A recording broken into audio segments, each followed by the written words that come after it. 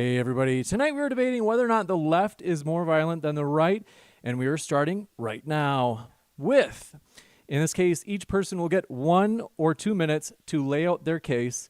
We're going to start with Tom, who's leaning toward the left position. Tom, the floor is all yours.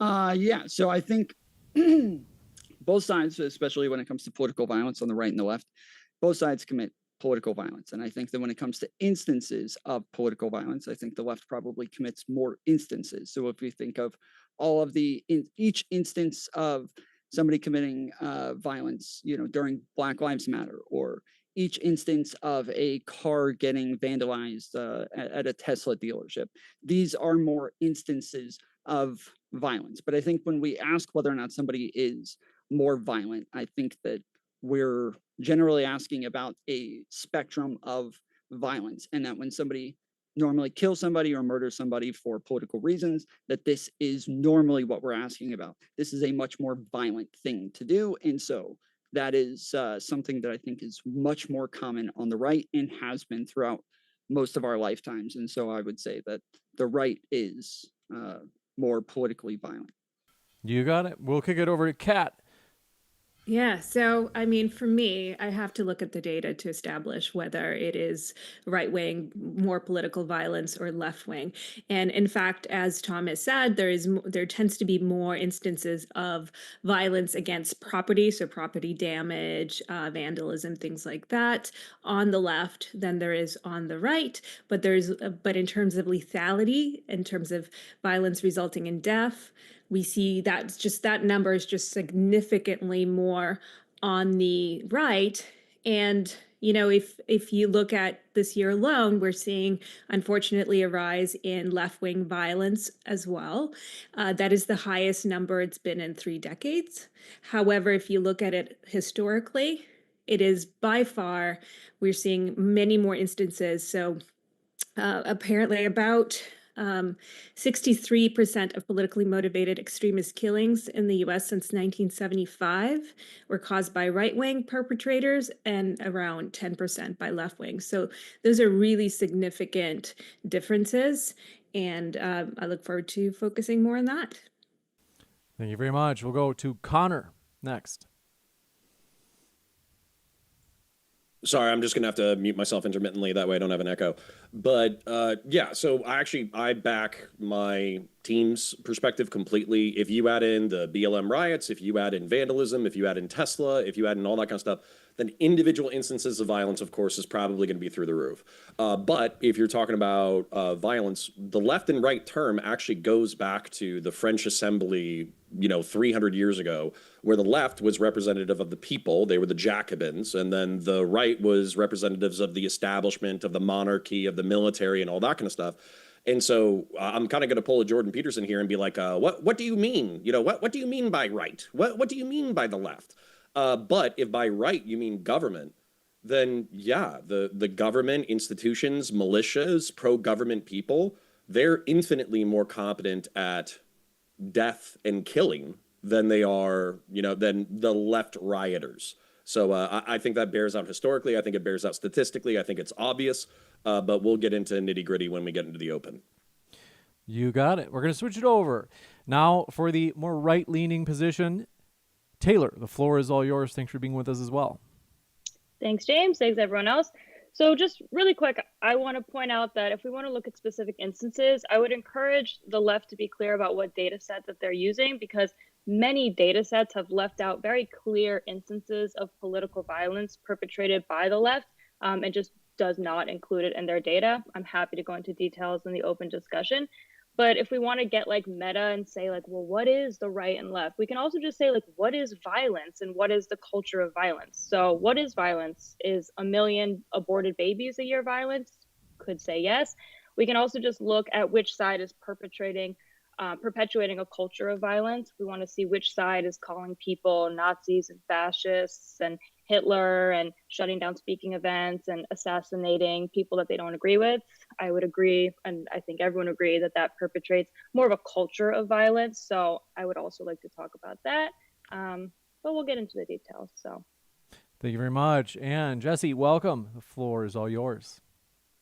Thank you, sir. Yeah, so I would just say, in terms of framing the entire conversation, what is left, what is right historically is all over the place. All I care about, honestly, is minimizing violence from right now going forward. And it's really not challenging delineating left from right in the current climate when you are on social media or you're looking around, and like, if you just look at how violence happens, it is downstream from culture. And we could get into statistics about violence, but the statistics on which culture is more accepting of violence, it's not close. It's like really not close. There are polls here that I pulled up where 30% of Democrats said that they wished that Trump had been killed in Butler. I have another one here that says 23% of Democrats say that murdering Charlie Kirk was justified. I have another one that shows, I mean, it's like these stats to me seem totally insane. You know, like these are the kinds of things I look at. I'm like, I can't even believe that these are real. But, you know, just to compare political ideology in terms of most Americans say it's unacceptable to be happy about other's death. But when asked very liberal people that question, 24% said that it was acceptable to be happy about a public figure's death, when 4% of conservatives and 3% of very conservatives said the same thing. So, you know, to me, I saw a statistic that 50% of Democrats said that they would be happy if Trump was dead. 45% would be happy if Elon Musk was killed. And everybody that had two eyeballs and ears watched the reaction to Charlie Kirk getting killed and the number of people who went online and celebrated it. Like, that's psychopathic to me. There is not one person on the left, whether I disagree with every single thing that they stand for, and certainly not a political figure like a president, where I would feel exactly the same if Joe Biden had gotten assassinated as if Donald Trump got assassinated. It'd be identical to me. So I would say the culture, it's a tough position to argue against. You got it. Thank you very much, Jesse. And then we'll kick it over to David, more on the right-leaning side.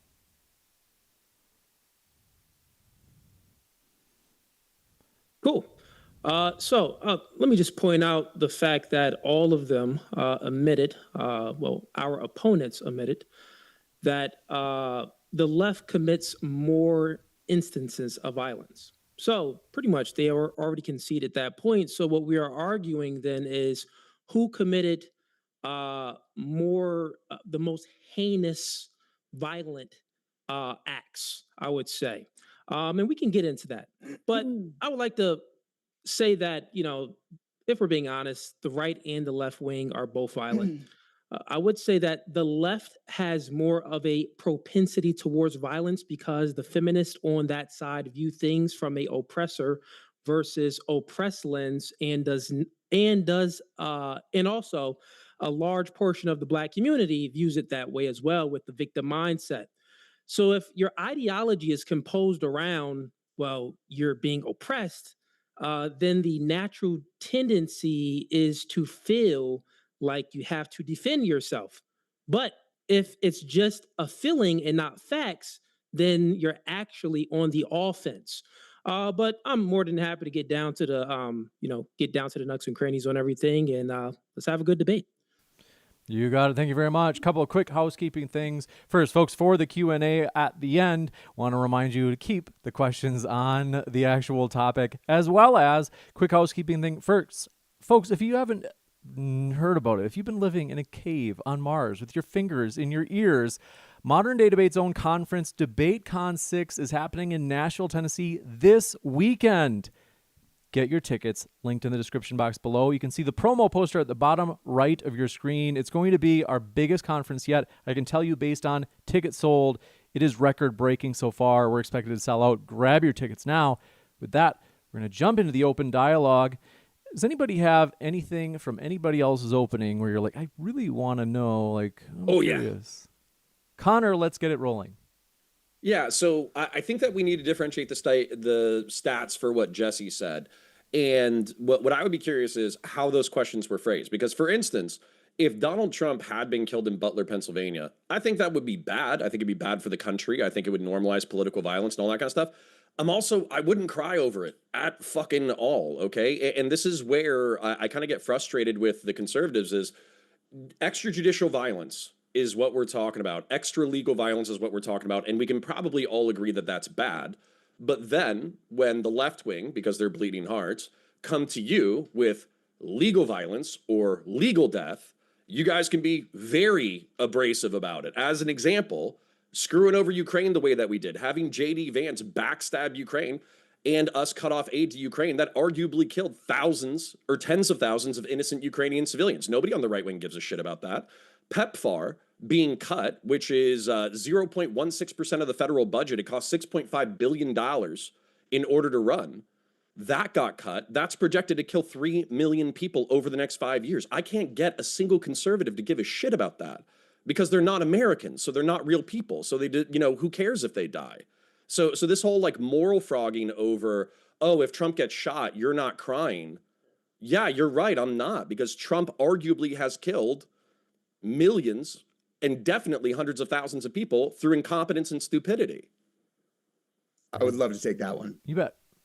So my entire position on this could be summed up literally by just quoting everything that he just said. And I'd be like, there you go, right there, which is that the left's position is that Trump and anybody who supports Trump are so abhorrent that they don't care if they get murdered. Like, I don't look at the country that way. I look at it like the left is a bunch of people I disagree with who I think have, currently, I don't know, are very confused about what real violence is. They also think that that's a big part of it as well. It's like where, like I don't understand how could anybody say that like it's okay for people to laugh about a guy who gets murdered at the Butler rally in front, and his corpse falls on his kids and his wife, and they're like, "Fuck, F that guy," because he's at a MAGA rally. Like, that is insane. Wait.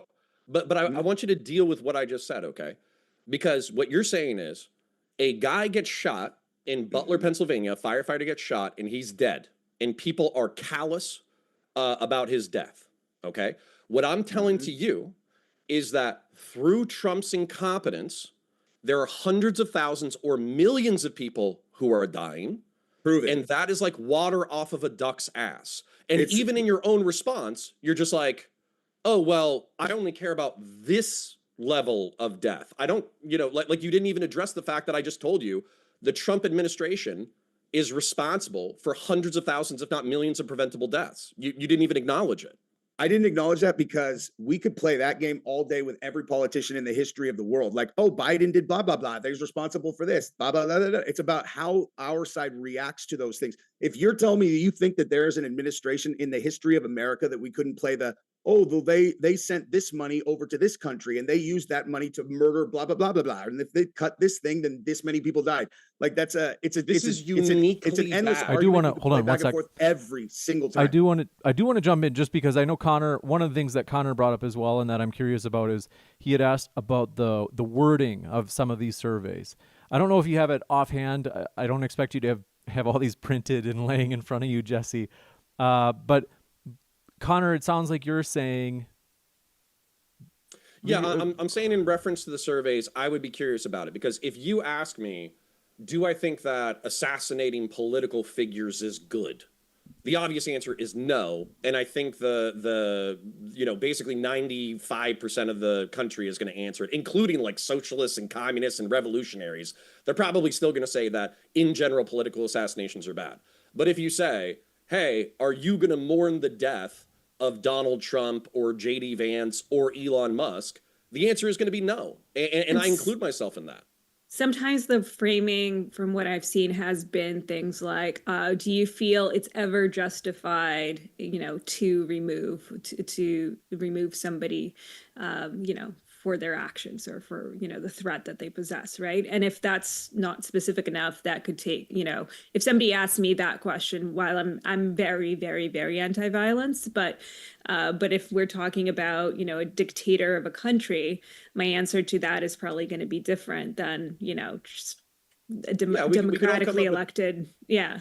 We can all come up with the extremities: Pol Pot, Joseph Stalin, Adolf Hitler. Those are all people who, if they were extrajudicially assassinated, it would probably be a net good on society. Back to the survey, though. So the survey, the way it's framed is this. It says, is it acceptable to be happy about a public figure's death?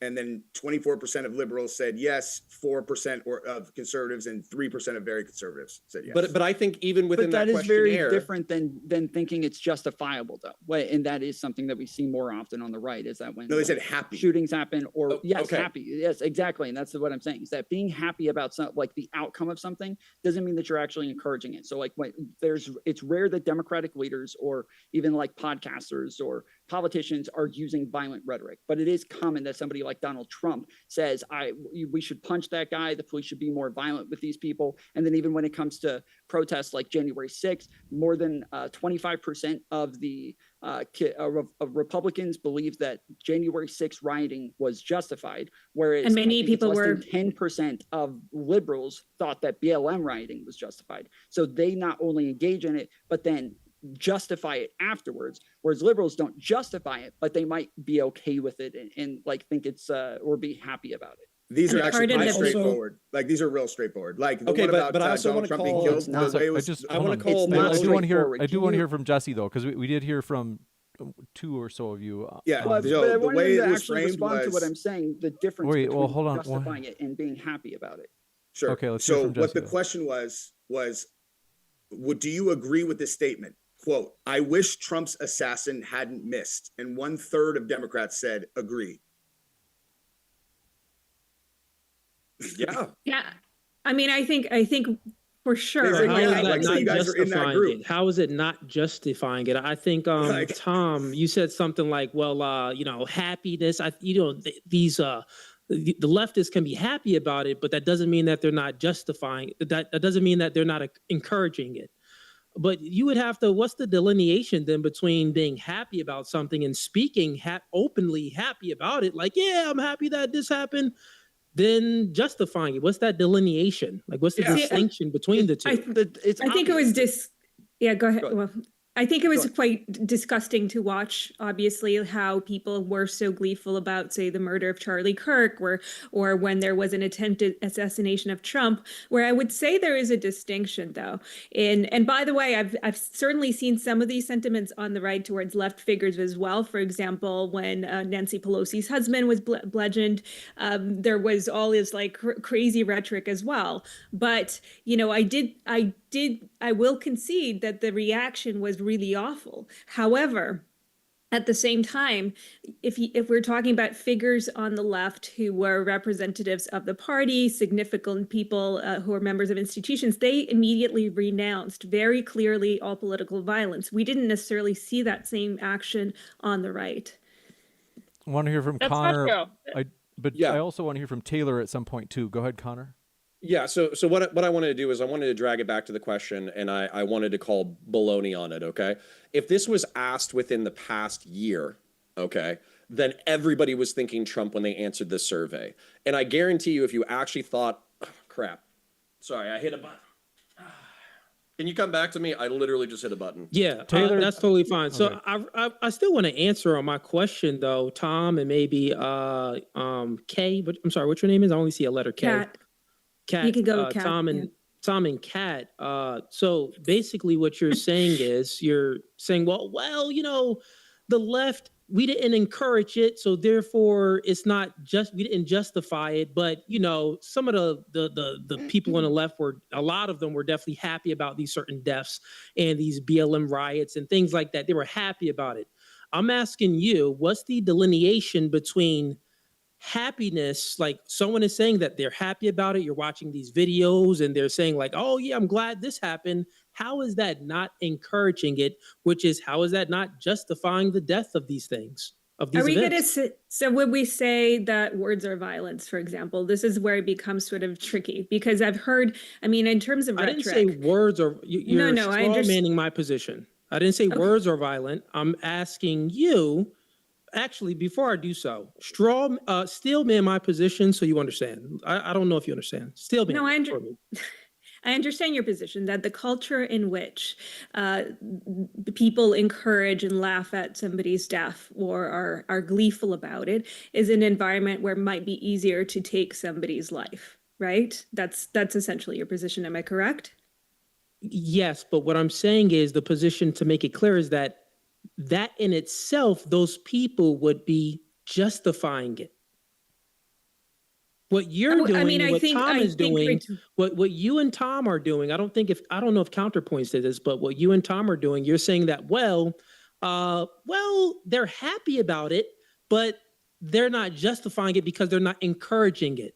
So I didn't say they're not between- justifying. I didn't say Well, they're that's not what Tom said. justifying. Tom Well, said I that they're did not say this. justifying it. Yes, I did say this, and I'm saying that there's a difference between having a moral, like a moral prescription for this, and then having a feeling about the outcome. And so, if you're saying that, like, oh, somebody dies, and I didn't like that person, I feel like if they stayed alive, they would do a lot of harm.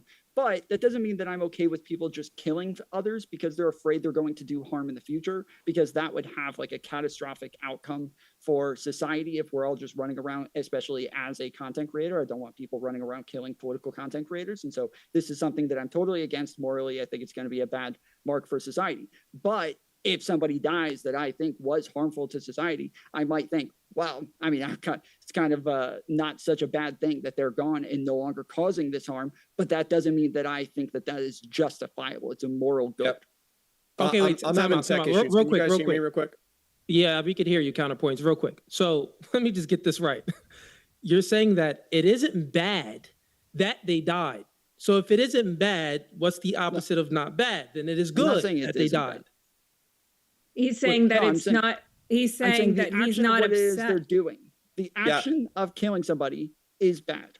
Okay, so if we're speaking about Charlie Kirk and how a lot of the left wing people, they were happy about it. They were speaking about it on social media. There were, tons of TikTok videos saying, "I'm glad he's gone. I'm glad someone killed him." With a bullet hole in him for Halloween. Yeah, like all of these things, they're happy about it. Now, my question for you, if they're expressing their happiness for it, how is this not justifying it? Like saying that it's a good thing that he's dead. That is what Kat was just saying. I think you already this is going to create a culture where that makes it feel justified. That is correct. I'm saying morally it is not justifiable, but you are correct that can create a culture to where it feels justified. I know, Connor. As Taylor said, I totally disagree with her that there's like political leaders on the left that were actually justifying this or backing it up whatsoever or laughing about it. I think almost across the board, whether it was politicians or content creators, everybody on the left and on the Democrat side were all like very adamant that this was a horrible thing and denounced. That is what I said. One thing, so just then because you do concede the point. So real quick, then you do concede the point, right? Because you guys are like talking in circles. You just say that. No, you are. Well, one second. sec. No, Forgive me, gentlemen. I want to jump in really quick. Why you're speaking? I wasn't talking to you. I want to hold on one sec. Yeah, I do want to. debate panel. But one Why are thing you I do speaking? want to, gentlemen. I appreciate your guys' Wasn't even passion. your argument. It's better than if it was. I like that you guys are passionate. But I do have to just quick rein it in. So I know that Connor had that audio issue. Now I know Taylor, I have a feeling you maybe have something you wanted to say, but I also want to get Connor in because he had that audio issue before. And I'm going to have to, I want to say my statement and then I need to restart my computer. So I'm actually going to leave the room and come back in, but I'll make my statement first and you guys can contend with it. Okay. So with going back to Jesse, where we're talking about like the happiness of a public figure being killed. And that polled at 3 or 4% amongst conservatives, and it polled at 25% amongst Democrats or something like that. Those were approximations. Okay, I'm gonna call bullshit on this poll 100%. If it was done within the past year, everybody was thinking about Donald Trump. But guess what? Everybody celebrated the death of Osama bin Laden. That was a public figure. In 2011, conservatives were out in the street celebrating his death. Okay. You compared the American president to Osama bin Laden. What's that? You're comparing the American president to Osama bin Laden. No, I'm not. No, I'm saying that your polling is bullshit. Because guess what? I'm happy that Osama bin Laden is dead. I'm happy that Pol Pot is dead. I'm happy that Mao's dead. I'm happy that Adolf Hitler is dead. So as a result, these are all public figures. These are all political leaders. So, and I guarantee you that if I went to 80s Reaganite conservatives and I asked them whether or not they were happy that Joseph Stalin was dead, they would 100% say yes. So effectively what happens was within your polling, and you guys already did it, which is bullshit, by the way. I'm not saying that Charlie Kirk is Joseph Stalin. I'm saying that the people who answered this poll are lying to themselves because they know the political sensitivities referenced to this sentence. I want to give Taylor a chance, and then I know that Jesse, it sounds like you want to jump back. I'm going to restart my computer and come back. You got it. Okay, just on that, I mean, that was a crate. You can't just, that survey is invalid because they were lying to themselves. Well, that's not an argument, number one. I hope everyone heard him just compare everyone being happy to the death of Osama bin Laden, a terrorist, to Donald Trump. So I just feel like we won based on that. But I want to just address a few things. So if you want to talk about political leaders on the left responding to Charlie Kirk, I would say that the only correct response to Charlie Kirk's death from any political leader would to say, this was wrong, full stop. Want to know what AOC said? This was wrong. She voted no on some sort of Remembrance Day for Charlie Kirk. And then she went down, oh, it's wrong. And then she said, but let's not forget what kind of man Charlie Kirk was. And then she quoted him out of context. That sums up my position, is that you guys want to say, oh, well, if Joseph Stalin and all these awful dictators and fascists were dead, of course we'd be happy. But then your party wants to use terms like fascist and Hitler and Nazi like it's any other word. So you guys want to throw it at everybody. And then what does that do? That helps make the violence okay. That you do not see that on the right. That has been happening for a very long time. It's continuing to happen. Gavin Newsom just called. Do you not listen to anyone on the right? Like, this is the thing. Like, the idea that, I don't support violence. I don't support that rhetoric. However, to say that only the left use it. Well, there it is a however, because the idea that only like the left calls people Nazis, and have you listened to the things the people, I've been called names by both groups. I mean, they've been called like communists, terrorists. You're destroying the country. You're the enemy. You're evil. You're a demon. Those are things that have also come from the right. And I think the left has gone too far with some of the words and how people apply this. But to say that the right does not engage in that is delusional. Well, I don't engage in that stuff. Yeah. Well, that's good. I'm glad you don't. But people do. I don't engage in it either. Like when Donald Trump talked about Kamala Harris, he literally said fascist, communist, socialist, Marxist, like every single time.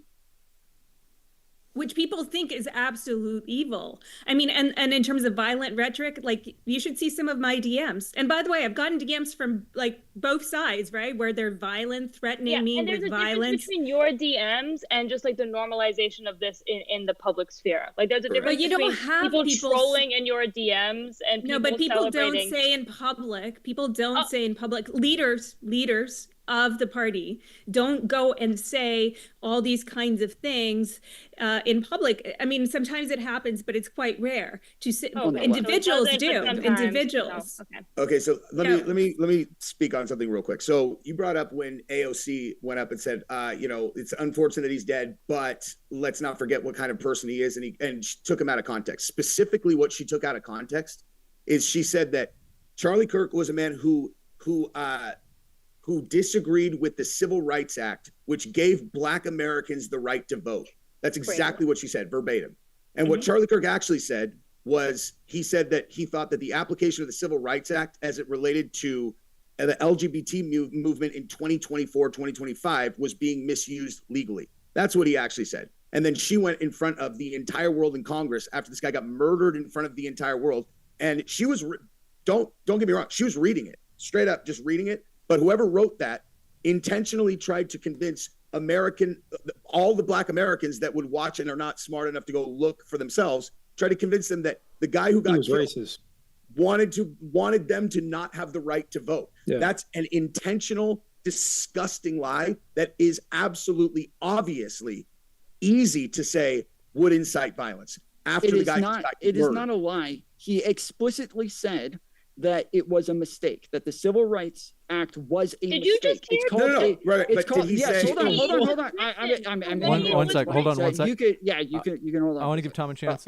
He specifically said the Civil Rights Act was a mistake. It's called a Mott and Bailey, where you make a very strong statement that you refuse to defend because you know you're going to look like a jackass. And then when you are asked about it, then you switch to, I just don't like the application of it. But when people ask you, hey, do you like the Civil Rights Act? He says, no, I don't like the Civil Rights Act. I think it was bad. But then he refuses to defend that position. That is a Mott and Bailey. That is exactly what he does every time. And that is very common on the right, is they so what you're doing a strong statement that they do not defend. I mean, Okay, but I he would very read his. specifically mo- said why he didn't agree with it, and it had nothing to do with black people's. It had right nothing to do with vote black. in Did America. he say he thinks you're the Civil Rights strawmanning Act his was a mistake? position. Did he say It that? was Yes or no? about how. One It's sec, a one sec. mistake Just to be is sure we can because it gave way to LGBTQ plus agendas. That's why. That is specifically what he was saying, That's and he was talking about specifically how why. it's legally applied. Yeah, No, he Look, said it was I because think of there were a DEI. lot of there were certain things that were misrepresented by that Kirk had said. There were some things that were correctly presented. It doesn't necessarily. I mean, if we're not arguing about whether Charlie Kirk was a saint or a wonderful person or a bad one. no, I'm We're saying arguing AOC's whether- writer is a bad person. Whoever Well, wrote that is a bad person. AOC's writer could have also just been really poorly informed and looked at clips out of context the way that most people have looked at them, right? Like, it's not you don't know if there was like a malice there necessarily, but I do think it's extremely irresponsible to not present things fully when it comes to that kind of scale. So, I but believe it you. doesn't mean okay. I believe you that you think that. I do. Okay, I do. But the think- problem Yeah, I is do. that I you're believe you that saying, though, that just saying that, like, you condemn the violence, but you thought he was a bad person, that, like, this is when conservatives are running around trying to rewrite the history of Charlie Kirk, like you guys are doing right now, trying to say, oh, he never said that, when he explicitly said he thought But the who Civil Rights cares, Act Tom? was What's a the mistake. point? So he You deserves to care. get You killed? brought it up. Who- You he care. deserves No, no, to get You killed? brought it up. Hold on one What do sec. you mean? One You sec. fucking You're brought the it one up. doing You car- care. Let's. Okay, we heard you say you care. Let's go to Taylor. But real quick, is that so? If he said the Civil Rights Act was a mistake because, and then lays out the reason that he is arguing that it was a mistake, and it's this, and then AOC says this is a man who said the Civil Rights Act was a mistake, the act that gave Black Americans the right to vote. Is that an honest way to present that, or is that an overt intentional lie? Yes, I think he is purposefully being dubious in the way that he presents it, because he doesn't have a problem with the Civil Rights Act. He has a problem with the application and Supreme Court decisions made later on. He doesn't have an issue with the Civil Rights Act, but he does explicitly say numerous times that he has an issue with the Civil Rights Act. And I'm talking about how AOC presented it. Was that an honest or intentionally dishonest way? As honest. Okay. I'm sure then if that's honest, then, what about the stuff that he said about, I'm sure you'll probably take this out of context when he said, if he walked into an airline and he's seeing a Black pilot, he would probably question if the Black pilot was qualified. You would probably have an issue with that too. You think that he's racist because, he said that, well, he would question the pilot's qualifications. Well, What's he's your take on assuming that? that they are Because DEI there weren't different hires. qualifications for DEI. there hires, you- So that's why there were That not is exactly what different he was- qualifications. the So point he yes, was that making. is racist, of course. I do want to. Yeah. So that is racist. Okay, gotcha. If there's So- not different that- qualifications okay, for DEI hires, so yes, of So, course. But why- does it wanna- matter whether I we wanna- hold hate on him one or sec. like him? I do Yeah. want to give David a really quick chance, but then I do have to redirect us. The only Yeah, we reason can is redirect it.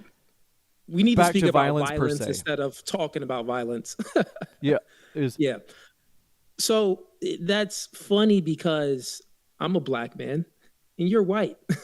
But somehow you're saying that, well, I felt that he was racist. How did you I didn't say feel? feelings.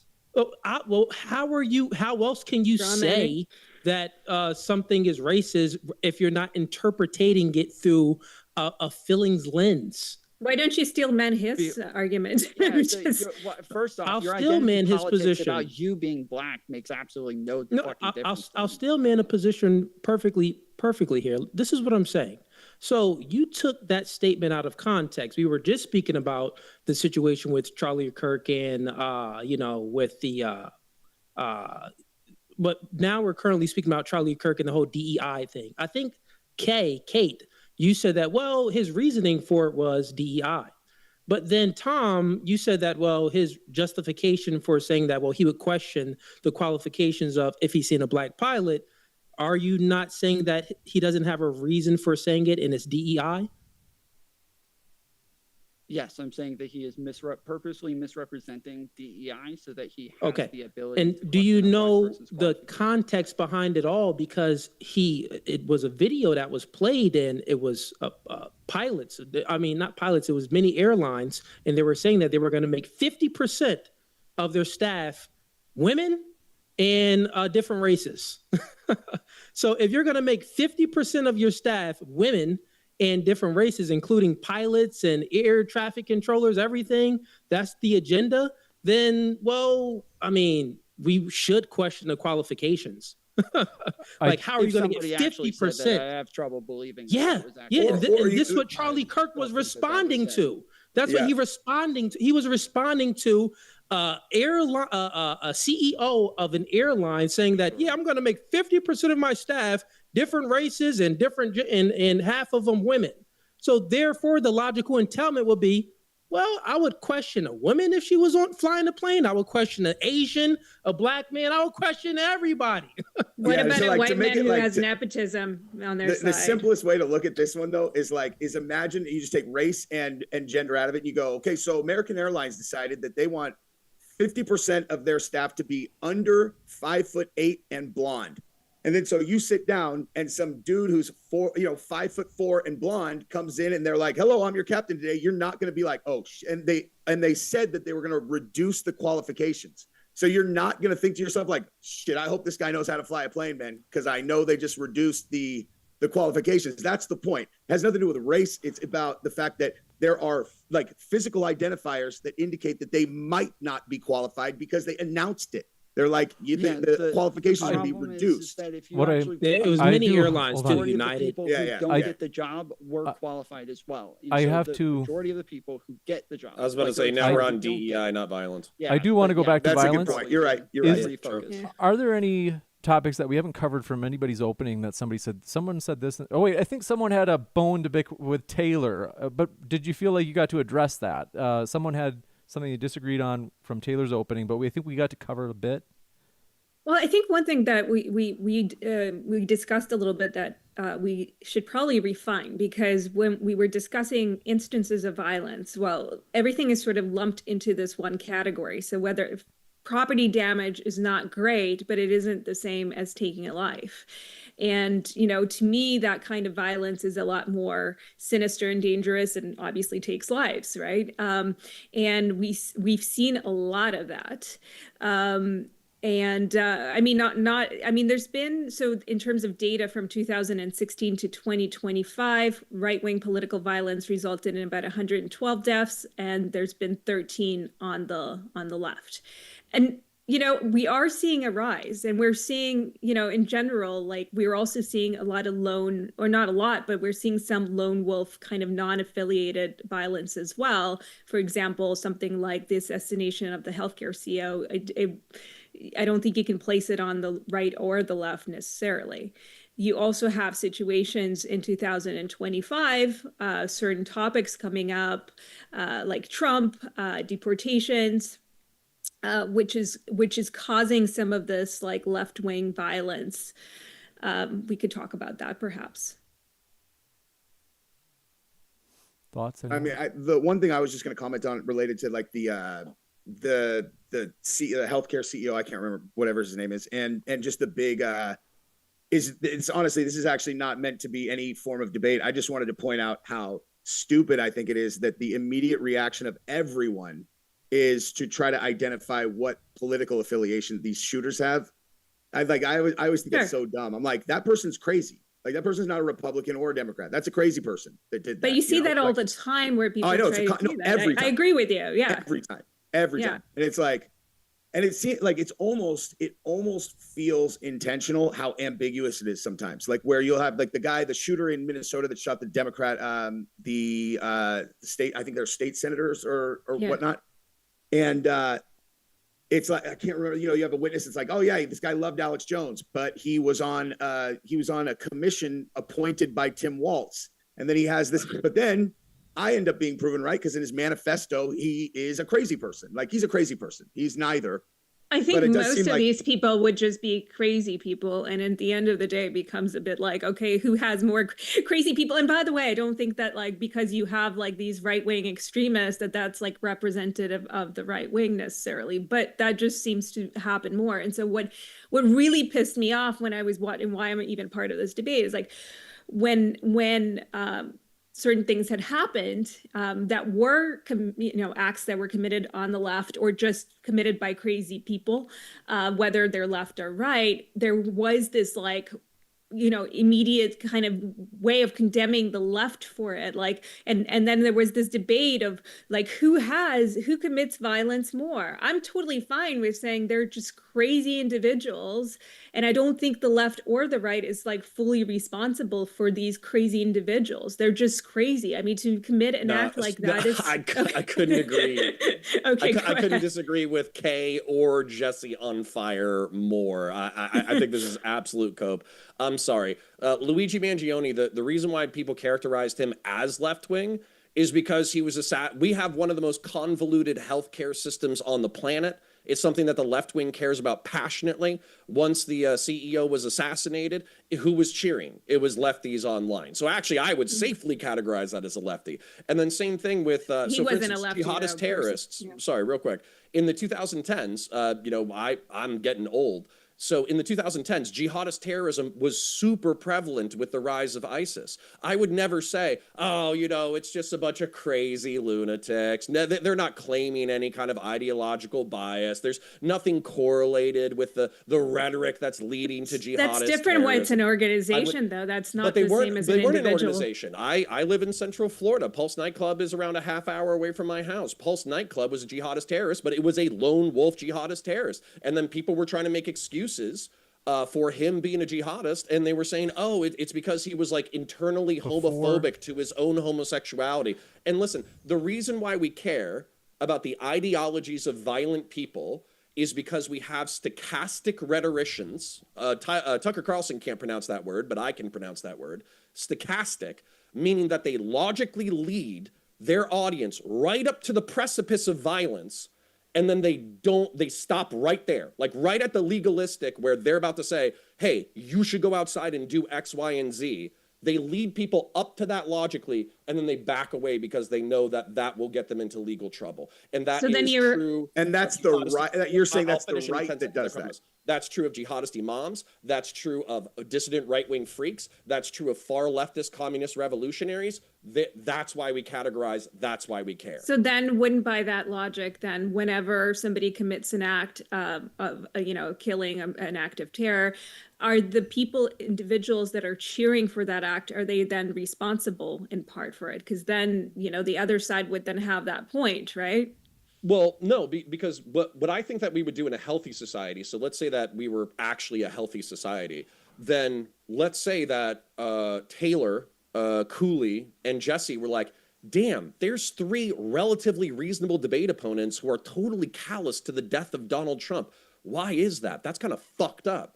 And then you could realize, like, our complaints about the Trump administration, they're not rooted in bullshit, and they kind of need to be addressed. But instead what we do is we go, oh, your side is delusional, your side is crazy, your side doesn't know what it's talking about. As a result, I can dismiss everything you say. And that's currently our political dynamic is fuck the other side.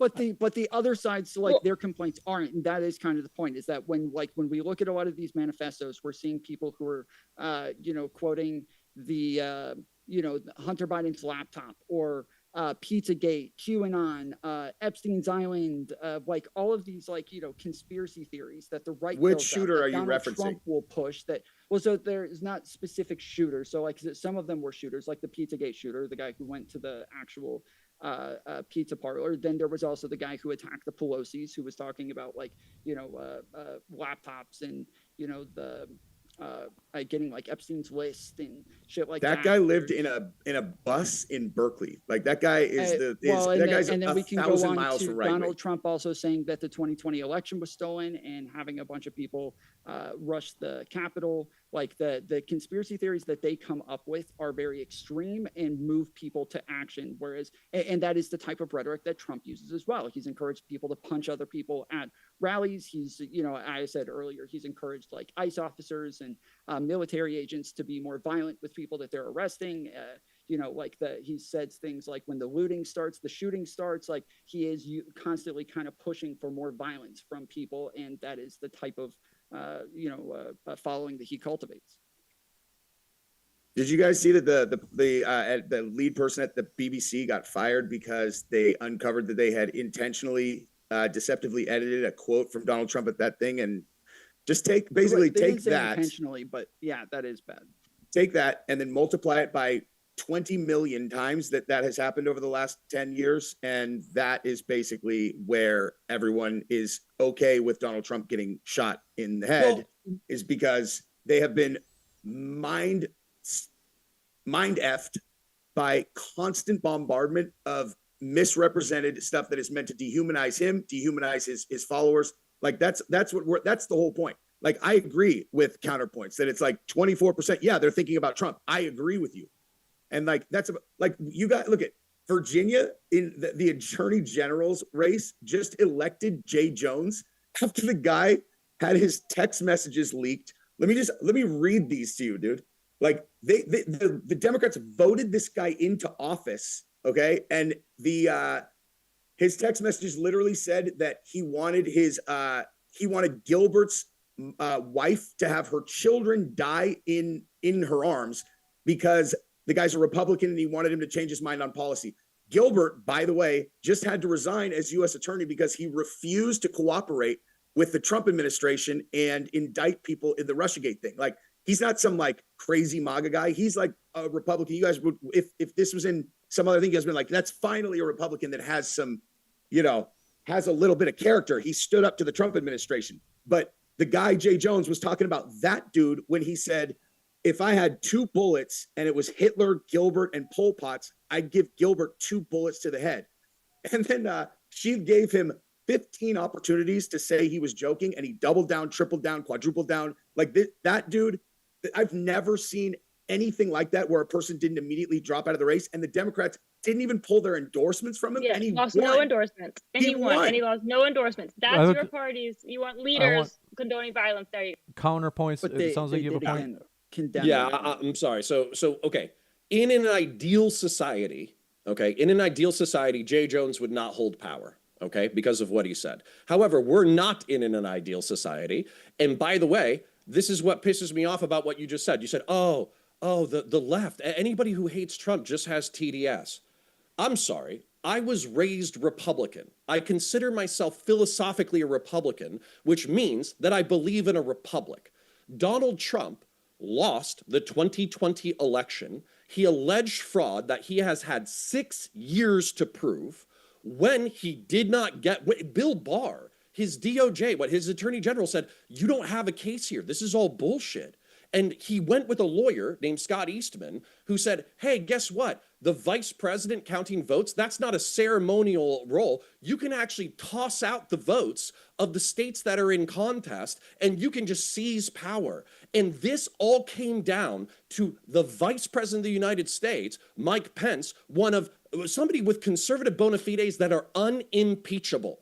There is not a more conservative human being inside the United States besides Mike Pence. And Mike Pence said, you know what, at the last second, fuck you, I'm not destroying this republic. And so the fact that you guys have, you have a clip from The Office of a state attorney who, by the way, I'll say again, should not have a job. But if you remember from The Office, it's Toby, Hitler, and somebody else. I would shoot Toby twice. That's the exact joke. I've made that joke before. Now, this guy's not joking. He's an asshole. He shouldn't have a fucking job.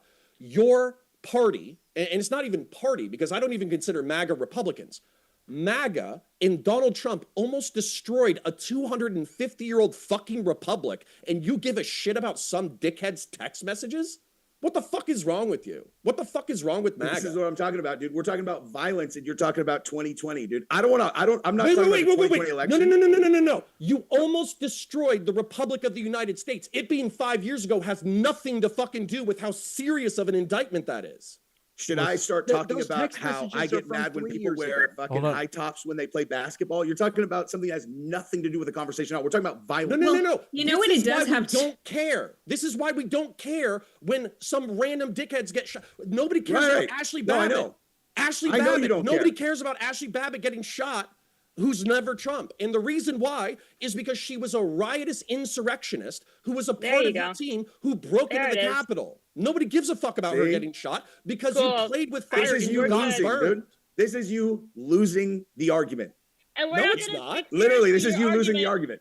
No, it's We not. literally We're talking have about Donald violence, Trump dog. saying when We're the talking looting about starts, violence. Oh, one sec, shoot. one sec. I want to MAGA just jump people in get But you shot. really go quick. inside What are you the talking Capitol One and sec. get shot. I do want to just, I think, Taylor, you had something you wanted to say?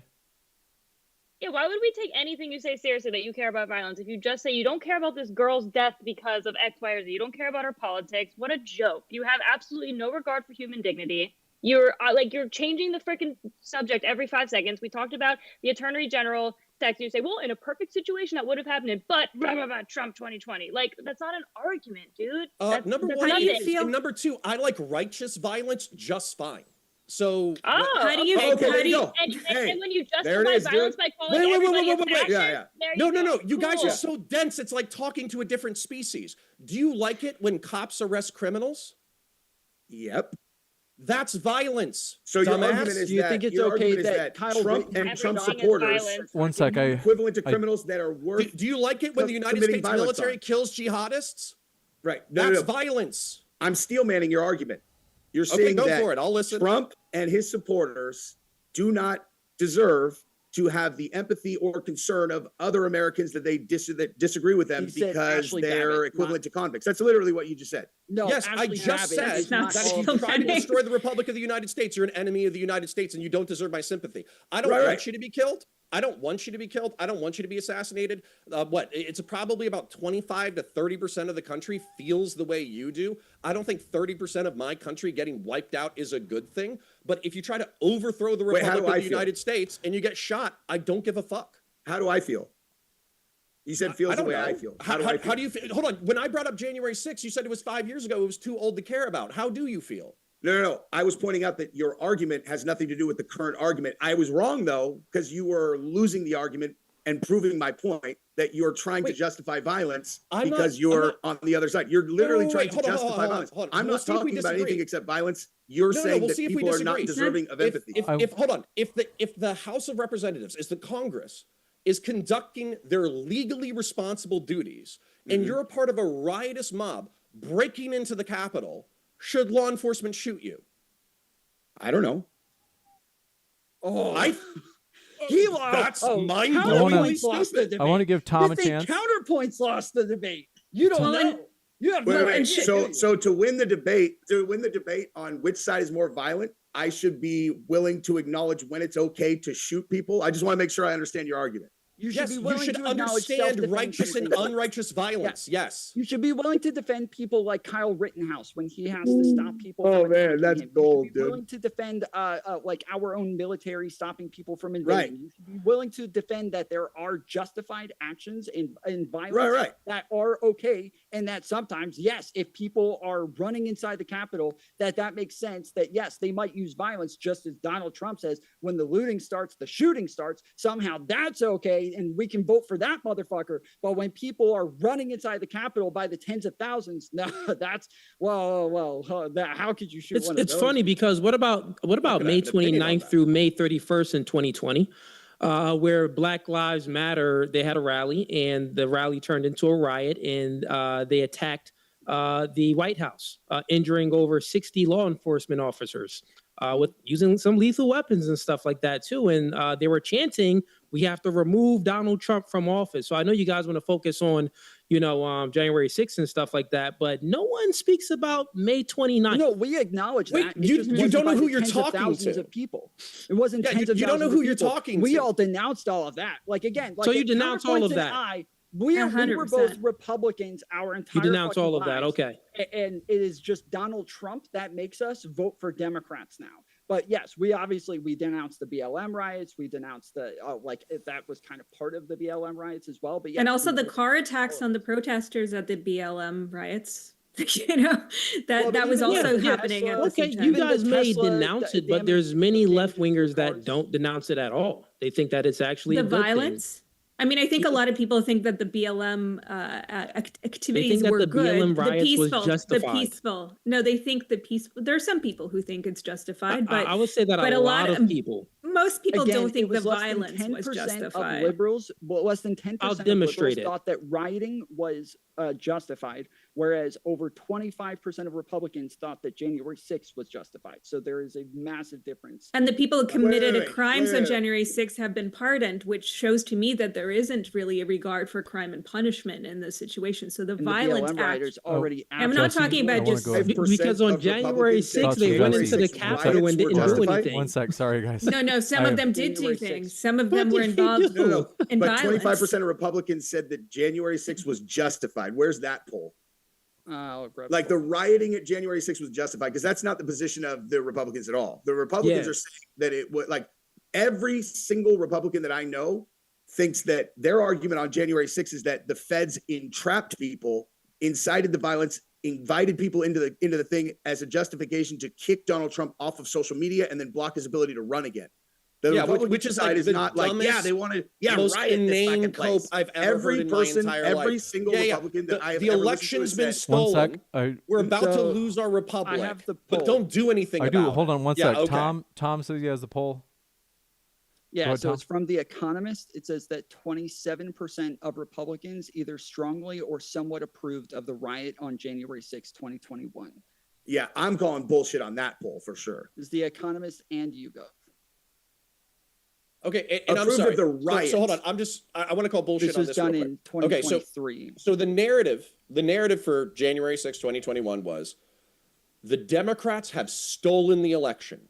Using COVID as a pretext, they have stuffed the ballots. They have ballot harvested, they've lied, they've stolen identities, they've done this, they've done that. And as a result, this is not only that the election is stolen, it is outcome determinative. It's not a few hundred people, it's not a few thousand people. This changes the landscape of the election, and Donald Trump should still be in power. And so Donald Trump himself, in his own speech on that day, said, you have to go down and you have to make your voices heard. You have to get Mike Pence to do the right thing, he said or else peacefully you're and not going to have a patriotically, Connor. republic anymore. We're going to be a dictatorship. We're going to be a banana republic. And what you think, or what you think a lot of conservatives think, is that it was feds who baited them into attacking the Capitol, not the president of the United States, the largest authority figure in the United States, saying that if they don't act now with immediacy and urgency, they are going to lose a 250-year republic, which he still has not proven the outcome determinative fraud 6 years later, in court, out of court. That's the bullshit you're going with? For real? I feel like I should just point out that the conversation is which side is more violent, and I was saying that We're no talking about the Republicans justifications agree for your with violence. it being Hold on, an whether or not just acceptable to hear, riot. just to hear It from. was all, we're talking about whether or not they believe it was all feds, because you're saying they all think it was all feds. He's saying, no, Donald you Trump said when we literally were told My violent, point it was, was no justified. Hold one on one was sec, one okay sec. with a violent riot, is what I said. What? I said no Republicans I've ever spoke to were like, that's awesome that guys got violent and rioted. No one, not a single You can person. go ever. watch Wait, all doesn't my that make you debates with all pussies these though? If you're Republicans about to lose a justifying republic and you January won't even fight for it, doesn't that make you moral cowards? See, this is what I'm talking about, dude. The difference between the left and the right. It's one of those things where it's like the right knows what real violence is, and it's kind of like on. that's why it's like, we'll Okay, just like okay, avoid this that. at talking all Wait, costs. wait, doesn't work. Countervoice, hold on, wait, We wait. did Hold it. on, wait, Well, let's go You to ahead. Tom. You don't know Tom, who you you're have talking thoughts? to, by the way. Okay, Go ahead, Tom. Jesse, do you think that the American Revolution was justified? Are we comparing the current state to the American Or you can just Revolution? answer Is that the the point you're making? I'm asking you a question. Do you think it was justified? Like it is. Listen, dude, I don't have any opinion on anything that happened hundreds of years ago. I take for granted that what's in the Okay. books is All right. probably So I somewhat will accurate. tell you, I am very happy that the American Revolution happened. I think it Sure. was justified. But I also think that if the election was stolen, and if an insurrection of sorts was happening, that somebody actually stole the election from the other person, and I was told this and I believe this, I would be at the motherfucking Capitol too. I would be rushing. I know into you that guys fucking would building. with guns this So, time for sure. You guys are on the well, left, dude. The violent side. And so does the right. Everybody believes that. I don't know where you came from, but everybody. I don't know if you again like I don't know. Do you know who Kyle Rittenhouse is? Everybody believes that this is like justified violence where he's protecting himself. This is a type of self. Oh, you mean like when that someone if we actually are- had a gun pointed at his head when he shot them, or when That the was guy one of who them. got out That of jail was for the raping third- 12-year-olds the That- day before yeah, tried to yes, take his that gun, was- put it in his face? That's another the hit guy him. That's that what he's he's talking talking about? Yeah. Again, yeah. So first off, that was the third person, but sure, that I thought that he was justified in defending himself, and I think that Of we would be course. justified in defending our Constitution and defending our republic if somebody's trying to steal the election. That these are times where it is justified to engage in violence to protect our country, and that is a necessity in that moment. It's the predicate Again. for every single law enforcement officer and every single Marine person, every single Marine Corps vet, every single Army vet, every single Air Force vet. It's the predicate that if you threaten the Republic of the United States, violence is justified. So this is where it doesn't make sense to me conceptually. You're saying simultaneously that the election was stolen, the Democrats did it, Donald Trump's correct, he doesn't have any evidence for it 6 years later, but also the feds baited us into it and we're such moral cowards that we wouldn't fight to restore the Republic of the United States using violence. That doesn't stand up to I didn't say any of those anything. things. That doesn't That's stand up literally to not, any I kind of literally, logic that's or not a scrutiny single, whatsoever. Not one Yeah, part of you that is what I totally said. straw man his argument, man. That's not what I said Go at ahead all. and explain it to me, because I would love to know how Let's the hear from election David. being stolen isn't enough of a moral pretext to justify the violence of January 6, 2021. I'm with tomfoolery. If Donald Trump wasn't a lying piece of shit, January 6 would be totally justified. Right, I know. I wanna hear Violence. from- Under your worldview. So what Wait. Jesse here is doing, he's making a clear distinction. You don't He's think the speaking Republic about is worth fighting Hold for? on, I want to hear just because real I want quick. to hear. He's 'cause- He doesn't what have we're an getting opinion at on here, it. and what Jesse was saying is he's basically saying that the Republicans that he knows, and even I know as well, no one was talking about, oh yeah, January 6th is justified. We knew that the people that, entered the Capitol at that time, that they were in the wrong. No one was really saying, like, collectively, all of the Republicans wasn't saying that, oh yeah, they're justified. We were saying that they're knuckleheads. What are they doing? You get what I'm saying? So Well, that's why the aren't they not distinction held between the responsible? two. Wait, Why so are they hold not on. held- Was the election They were- stolen or not? They were held responsible because some of them went to jail for a while, and then when Trump got in office, he was like, you know what? It was a lot of fishy stuff going on. Let's get some of them out. logically, Yeah, I think you you're voted still for trying the to guy have your who cake and eat pardoned it all of too. them. Yeah. Was the election stolen or was it not stolen? The That conversation is has about which side's nothing more to violent. do. It's about Yes, it which does. side It's is more the violent. That has justification nothing for to do January with that. 6, Oh, that's the 2021. whole question. Was the election stolen or was it not stolen? It's the justification for what happened on January 6, 2021. Was it or wasn't it, in your The opinion? left is looking to see if it's justified because that's what you do. You're looking for a justification for violence. What we're No, saying I'm is trying to test you on your own logic. No, No, his What- logic. but which His part- hold on logic. one Wait, sec. Kat, what have you got? Yeah, his logic. This is what I'm hearing. Okay, the logic is this: if one believes that the election was stolen, that means the system is no longer functioning. There is no way to use a democratic system like law or protesting or things like that to gain power back, to have a democracy, right? So essentially that was the claim that was being made by certain individuals or that's the belief that the individuals who went and did the insurrection or whatever you want to call it. So that's where it does justify, because historically, when people believed that that the system was no longer functioning and no longer worked, that people couldn't use law, it was a lawless society essentially, which is really what was claimed, then the only way to kind of restore that isn't to write articles, right? It is to use force. And I think do you every think side that kind they of were supports trying to that. overthrow the government on January 6th? The people who Yes, went and got through mad? the Eastman memo. Yes. They were Absent trying to a single they were trying firearm. to they were trying to stop the certification of the election, and the numerous groups had Without any firearms lethal off-site. weapons. with no firearms. I'm literally Number yeah, one, there I'm were getting to that. firearms. Numerous groups had tons of firearms off-site that they were planning on having brought to them once they got inside, but they decided there were so many more people than they had anticipated that they didn't need firearms. And they were correct. Once you get to that number of people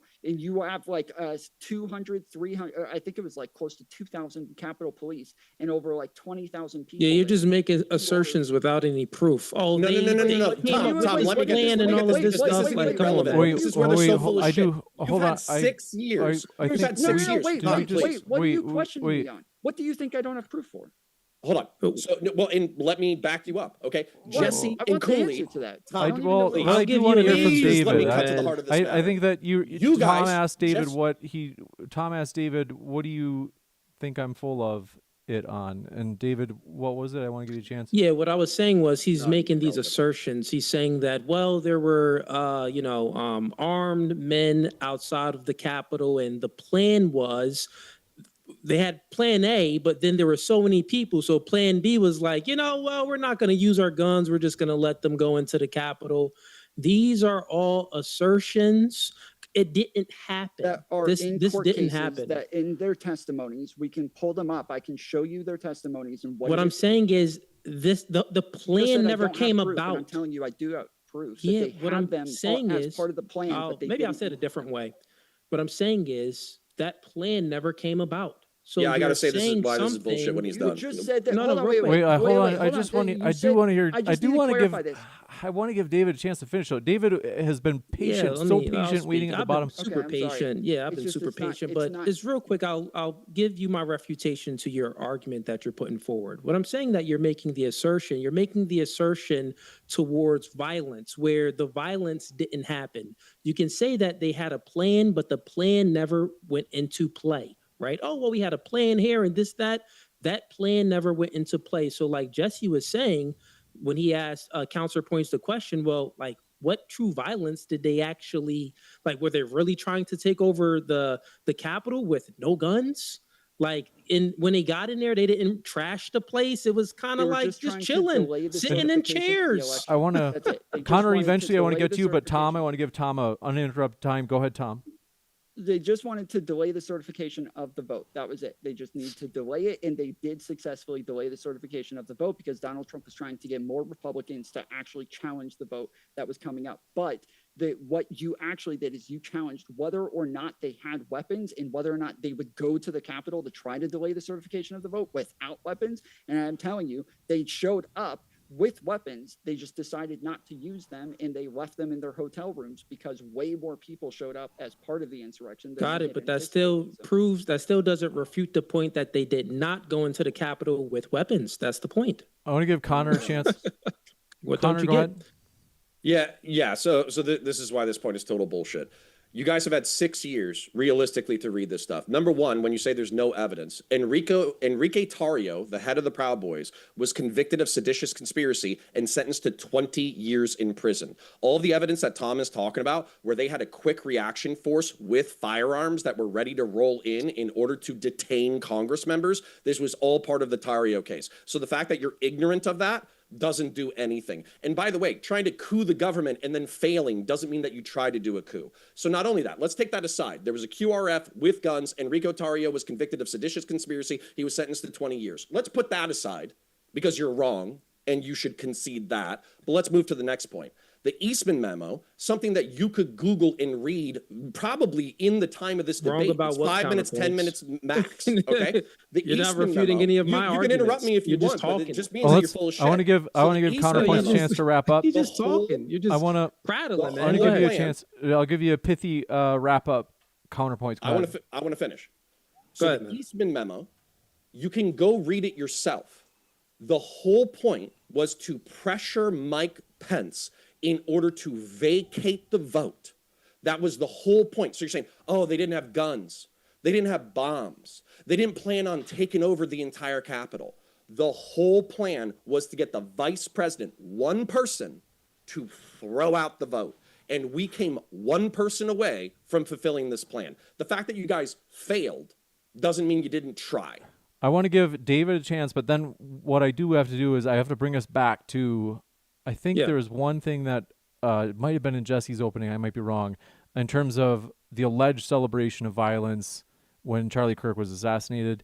But I do want to give David just a really pithy because I don't want to go too much on the January 6th, but go ahead. Yeah, my point on this, he didn't refute my point. He's just, prattling. He's just talking. He didn't make it. He doesn't really know how to you're debate. wrong. I debated this guy. You're just wrong. He did You not said that refute there was any of no my evidence. points. There was evidence. Okay. In the When Enrique did I ever Tarrio say case, that's evidence? a That's a direct lie. refutation. You're Evidence lying never out came loud. out of my mouth. Lying. Evidence I never do came have out to- of my mouth. Lying. So that's another lie. I do The have same to. thing you've been doing with Jesse, you're doing with me. You're just like making these claims that we're making that we've never made. said Like, I what are was you talking making about? He man? said there was no Evidence. weapons. You He said said there was you're no just weapons. making assertions. I No, do- no, no. No Hey, evidence. who do- said there forgive was me, no guys. said that weapons? they sorry I to do said this. in the have any Capitol. I hate to do weapons it. when This is they the only stormed one the Capitol. where I have to. When This is they accurate. stormed in the Capitol, y'all They didn't have any four guns. active I have to listening do this. skills. We I- just told you. We just gave you direct We refutation just told you. that there was What? a quick What? reaction force with firearms, and the evidence for that is in the Enrique Tarrio case. they go that in is the a I have direct to- refutation of what you just said. You I are have lying to- to In your the audience. Capitol? You I are hate to do lying to this. this panel. Were You're they in lying the to yourself. Capitol? I have to go. Okay, all right. Just to be sure we don't go. Just to be sure we don't recover the same ground. I do want to redirect us because we might have covered this, and forgive me if we did. But the alleged celebration over Charlie Kirk online, like X, I think this came up, but I might be wrong. And this is anecdotal, but nonetheless, I think everybody would agree there was kind of this conservative cancel culture. Whether or not that's right or wrong, I'm not trying to make the point on that. But more so, like if you think there was a cancel culture, like there's something they're trying to cancel, I think everybody agree that there was a lot of celebration of Charlie Kirk being murdered on X, for example. Yeah. Yeah. Or how about like at the TMZ video where that room cheered behind when it was live streaming, and a whole room of people cheered when it got announced that he was officially dead. This is like, that's what I'm talking about. Like that's unfathomable to me. That whole, like Charlie, I was live streaming when I saw Charlie Kirk get murdered the first time. So like I got an alert that he had been shot. I went and was live streaming. I had no idea what his status was. I didn't know if he was alive, dead, whatever. And I got someone sent it to me, and so I watched it while I was live. And it was, I mean, obviously, I saw the one from the side that was really graphic, and that was shocking, obviously. But the reaction to it was so, like I could have visualized a world where a right wing or left wing pundit of some kind was shot in public. But I didn't understand that I lived, because, everybody lives in some form of an echo chamber. I'm not a Republican. Like I'm not a MAGA person. I'm an independent. And I mean, I voted for Obama twice. I abstained in 2016, voted for Trump twice. And I didn't realize that I lived in a place where there was there's a place where in America it would be acceptable for people to know that they so fervently hate the other side that they could just cheer out loud when Charlie Kirk was announced dead. That the reaction to the murder was actually more shocking to me than the murder itself. And I mean, it's like, and I can't relate to it culturally at all. I do notice that it is primarily female or very, very like clearly men who have no experience with violence at all, where you're like I think they look at it like it's like a video game, and it's not like an actual person who had young children and a wife and all of that stuff. Like they don't, they've never hurt a person. They've never seen their friends get hurt. They're just, it's like make believe that's in the box. I want to give a chance to go ahead, Kat. Go ahead, Kat. I was just going to say, I think it's more of a detachment from that individuals and kind of this level of dehumanization. But I feel, and I was quite stunned by that response. I will absolutely agree with that. It was horrible. At the same time, the idea that response only exists on the left is just not true either. I think the scale of it was maybe more significant than what I've seen with other recent kind of situations of violence. But like I mentioned, like with Paul Pelosi, and he wasn't even killed, right? But he was bludgeoned. And the rhetoric around that and response to that was not like very different to me.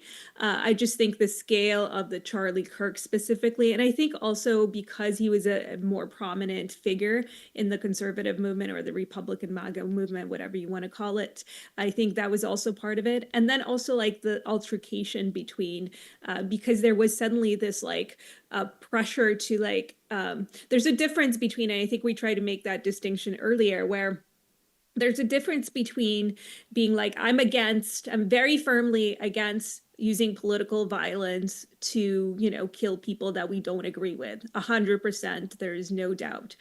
In terms of, you know, I do feel for him as a human being, just whose life was taken. But that doesn't mean that people are going to feel like, you know, really sad about him. And, you know, when the MAGA right wing, they started making these lists of like 200,000 names of people who supposedly celebrated his death. And I looked at some of those lists, and of course there's some very vile people on there, but there were also people who said things like, oh, I'm just afraid that there's going to be more violence as a result of this. There were people like, I mean, in a way, making that list was encouraging retaliation. And there was this talk of civil war. It immediately went to this like very violent place as well. So 100% denounce anybody who, you know, cheered for it and is okay with using violence in that way. But to say that it's just something that exists on the left, and to also take in the people who were just opposed to, just didn't like Charlie Kirk necessarily, didn't necessarily condone his death, like, and those two were lumped together. I don't think that was right either. Taylor, did you have something you want to say? Or David, go ahead. Yeah, I was just going to say, yeah, when it comes to Charlie Kirk, I think that a lot of people on the left that was, you know, praising his death. When we look at it, we just got to be honest. The left wing is a party of emotions and feelings. They try to say that they're the party of empathy and things like that. But if most of the ideologies on the left side is an oppressor versus oppressor lens, this is how they kind of view everything. Well, oh, black people think I'm a victim. White man is oppressing me. The women think that, oh, the patriarchy is oppressive.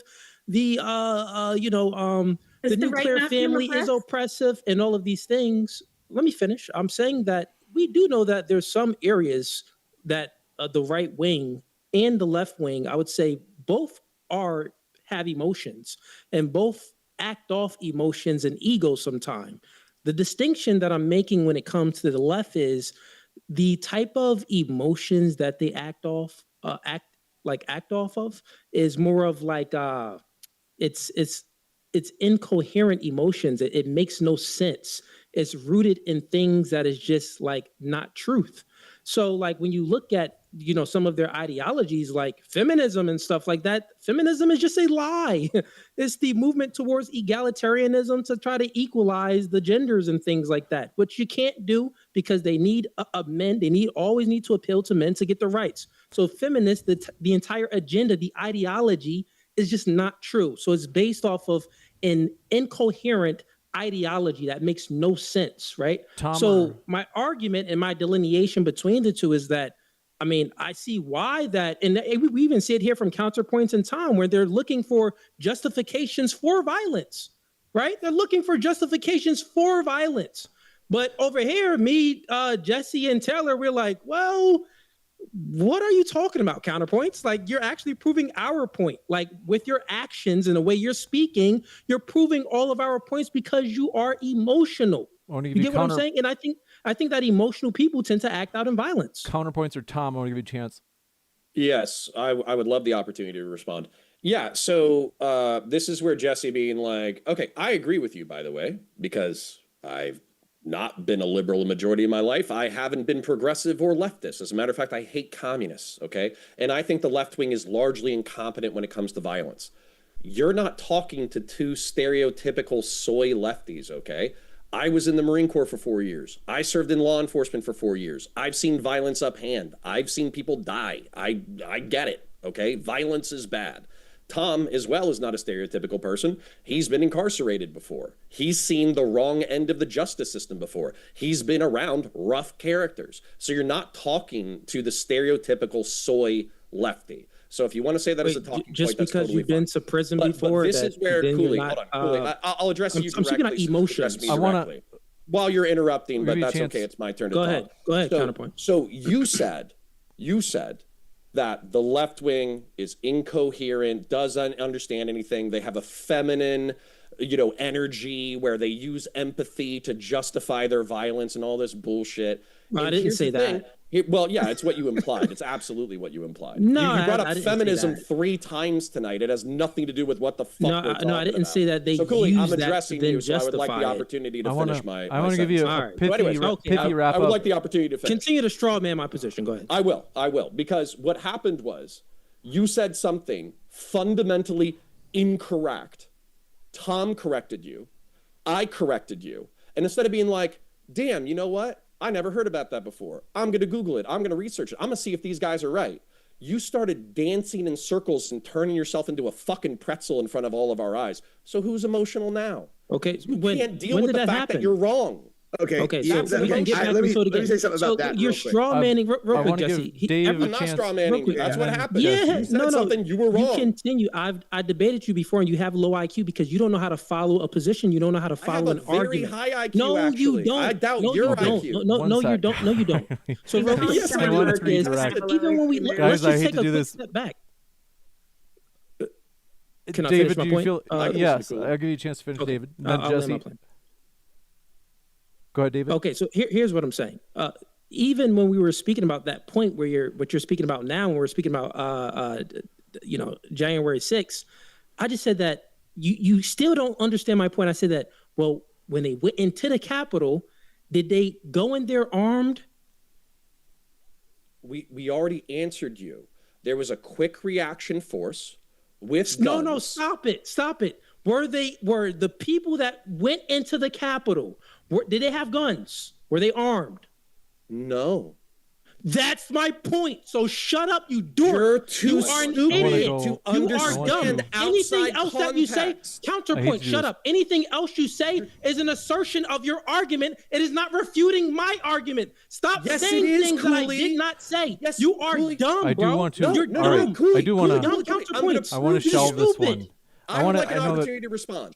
I would Look, like an he like- thought he was opportunity to cooking. I You're do. The stupid. thing is, the only challenge is that I don't want to go back too much on this topic. I know Jesse wanted to say respond. I something can about respond and then we can move on. it. I can give you like 12 seconds. I hate to do it, but we have to move 12 fast. seconds. Okay. Tom and I brought up Enrique Tarrio, his case, seditious conspiracy, the Eastman memos, and all of these make your point look like you're a fucking idiot. What was our point?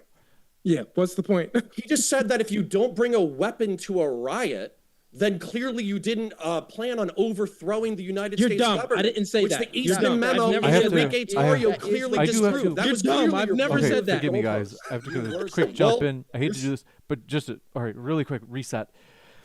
Okay, we're going to. Are there any thoughts that Tom? I want to give you a chance, really pithy, and then Jesse. I know you also had your hand up before Tom, so I can go really pithy responses. Then we have to go really quickly into the Q&A because we only have 30 minutes. We've got a lot of questions. So, Jesse, do you have maybe like even might be a chance to do even like a quick summary in maybe 30 seconds to a minute if possible, and then Tom. No, will I give you- really want to talk about January 6th. I'm just kidding. No. Okay, look, like this is where I was going to reset is this, like, what is the core connective tissue among the left currently? Like, what is the thing that makes people go, I'm on this side?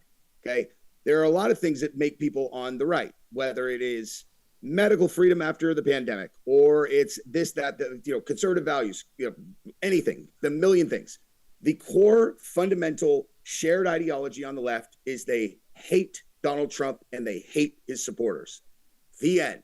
Okay. If you want to know why they're more okay with violence, it's because their ideology is built around the hatred of the other side. People on the right, it's not. The people on the right, it's a reaction to that. My opinion. I mean, actually, it's not really an opinion; it's a fact. But yeah, I want to give Tom a chance to. This will be the last before we go into the Q&A. So we gotta let Tom have the last word here. Go ahead, Tom.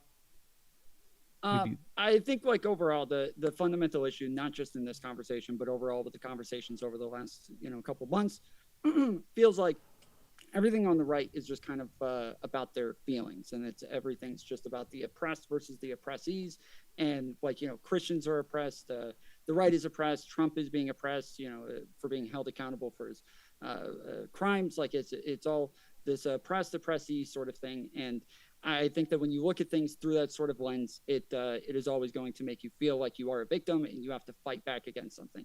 And so I think even when we're looking at like stats saying, 25% of conservatives agree with January 6th, they deny that. Or if we talk about like actual, things that were said in court and statements that were ruled on, they don't believe that, because it's just not about the like facts at all. It's always about their feelings. And I think that applies also to pointing at random 15-year-old TikTokers who said something mean about Charlie Kirk after he died, while ignoring the fact that all of the right-wing leaders were calling for civil war, while the left-wing leaders were all denouncing the violence and saying that we don't want any violence.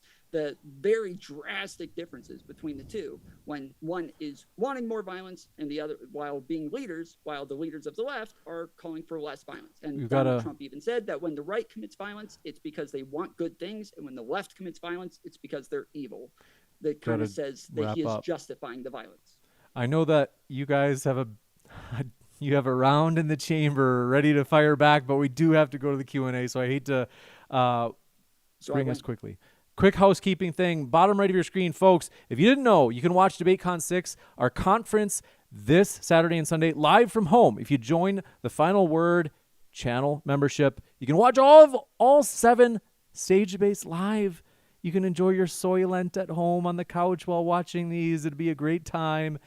With that, we're going to jump into these questions. This is going to be really hard, but if you guys can do me a favor, it's so hard that if you're able to try to have there be one person that responds to each of these questions, only one, because you do have a lot of questions. People were amped, very excited. And if you're able to abstain from giving a rebuttal, it's going to be really hard. But here we go. We're going to jump into this. Greg Schuster, thanks for your question. They said, your DMs are irrelevant, victim.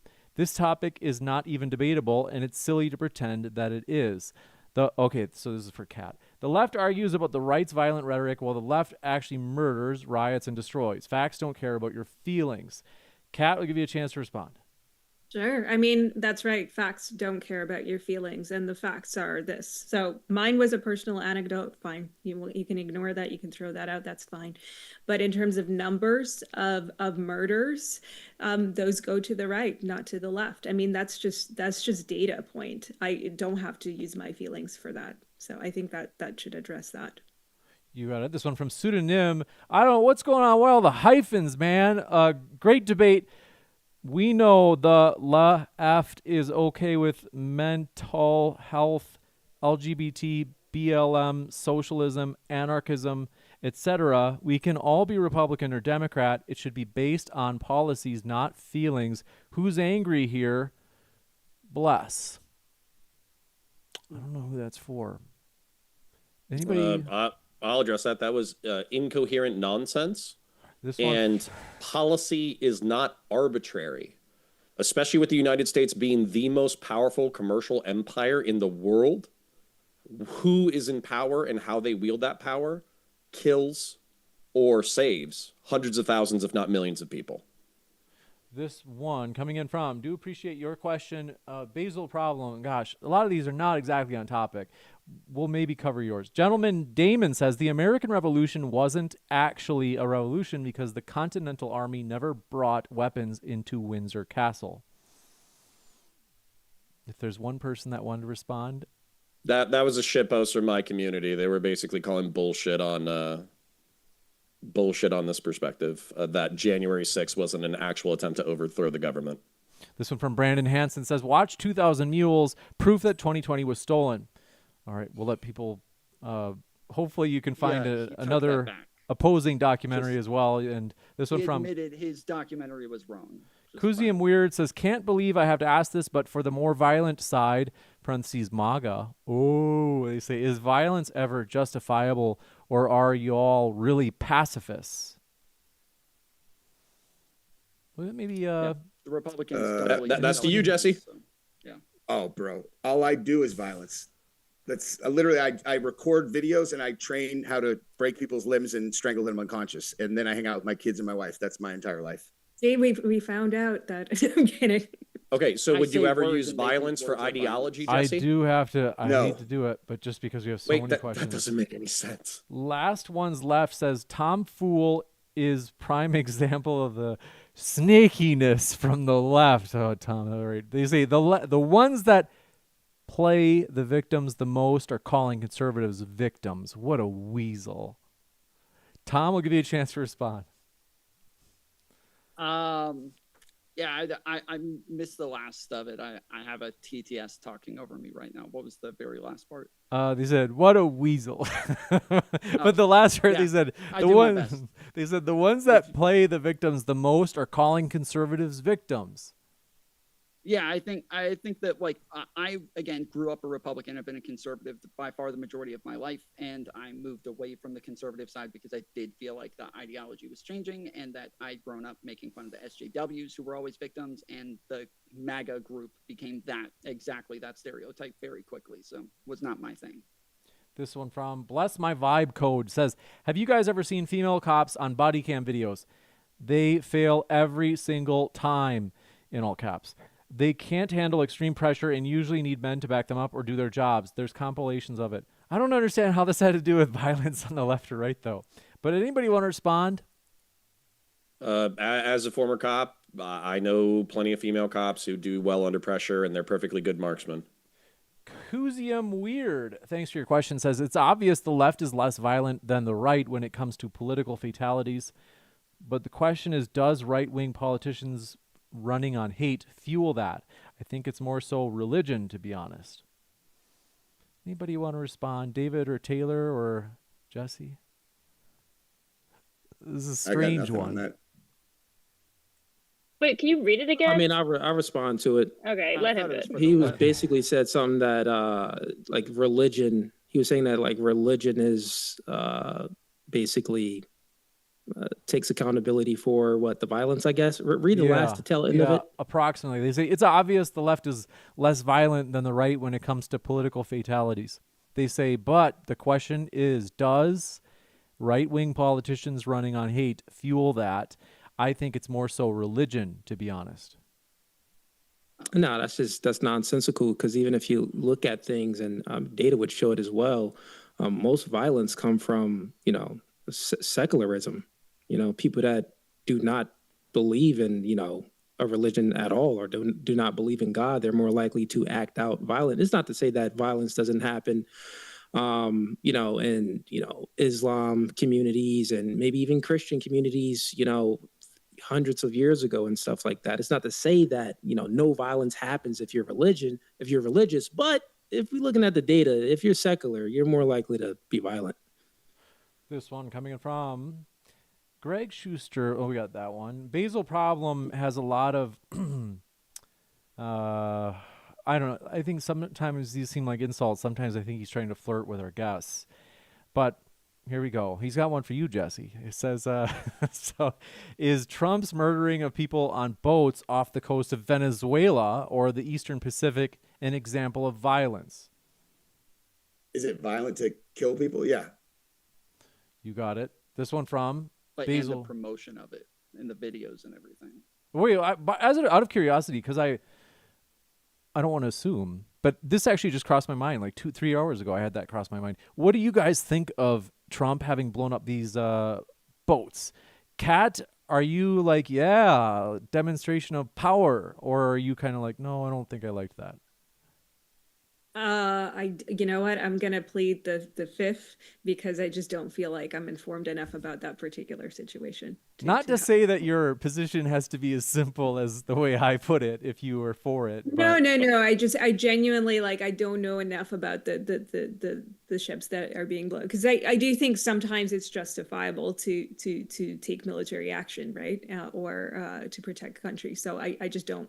I mean, I would say it seems as though their fear is like drug trafficking. I think that in this case, if we don't have a whole lot of evidence that there are drugs, like they're not a very transparent administration, so we don't really know what's going on there. But two, even when it is just drugs, it would be better to actually like send ships out there and apprehend these people instead of just blowing up 12 different boats, which is what they've done at this point. I think that's pretty horrific.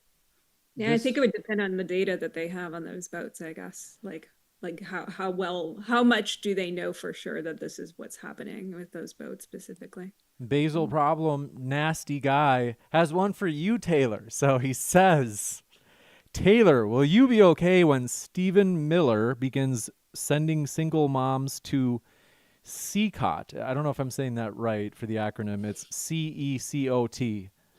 What does this mean? That's CCOT. It's the El That's like Salvadoran a secret A prison. prison, yeah. That's not a real question. I mean, what is Okay, you got it? it. No, I would not be okay with that. He just No. wants attention. Okay, this one from Brandon Hansen says, quote, they didn't say intentionally. They said, bro, BBC clipped 2 sentences that were spoken 53 minutes apart from one another to create a very dangerous quote.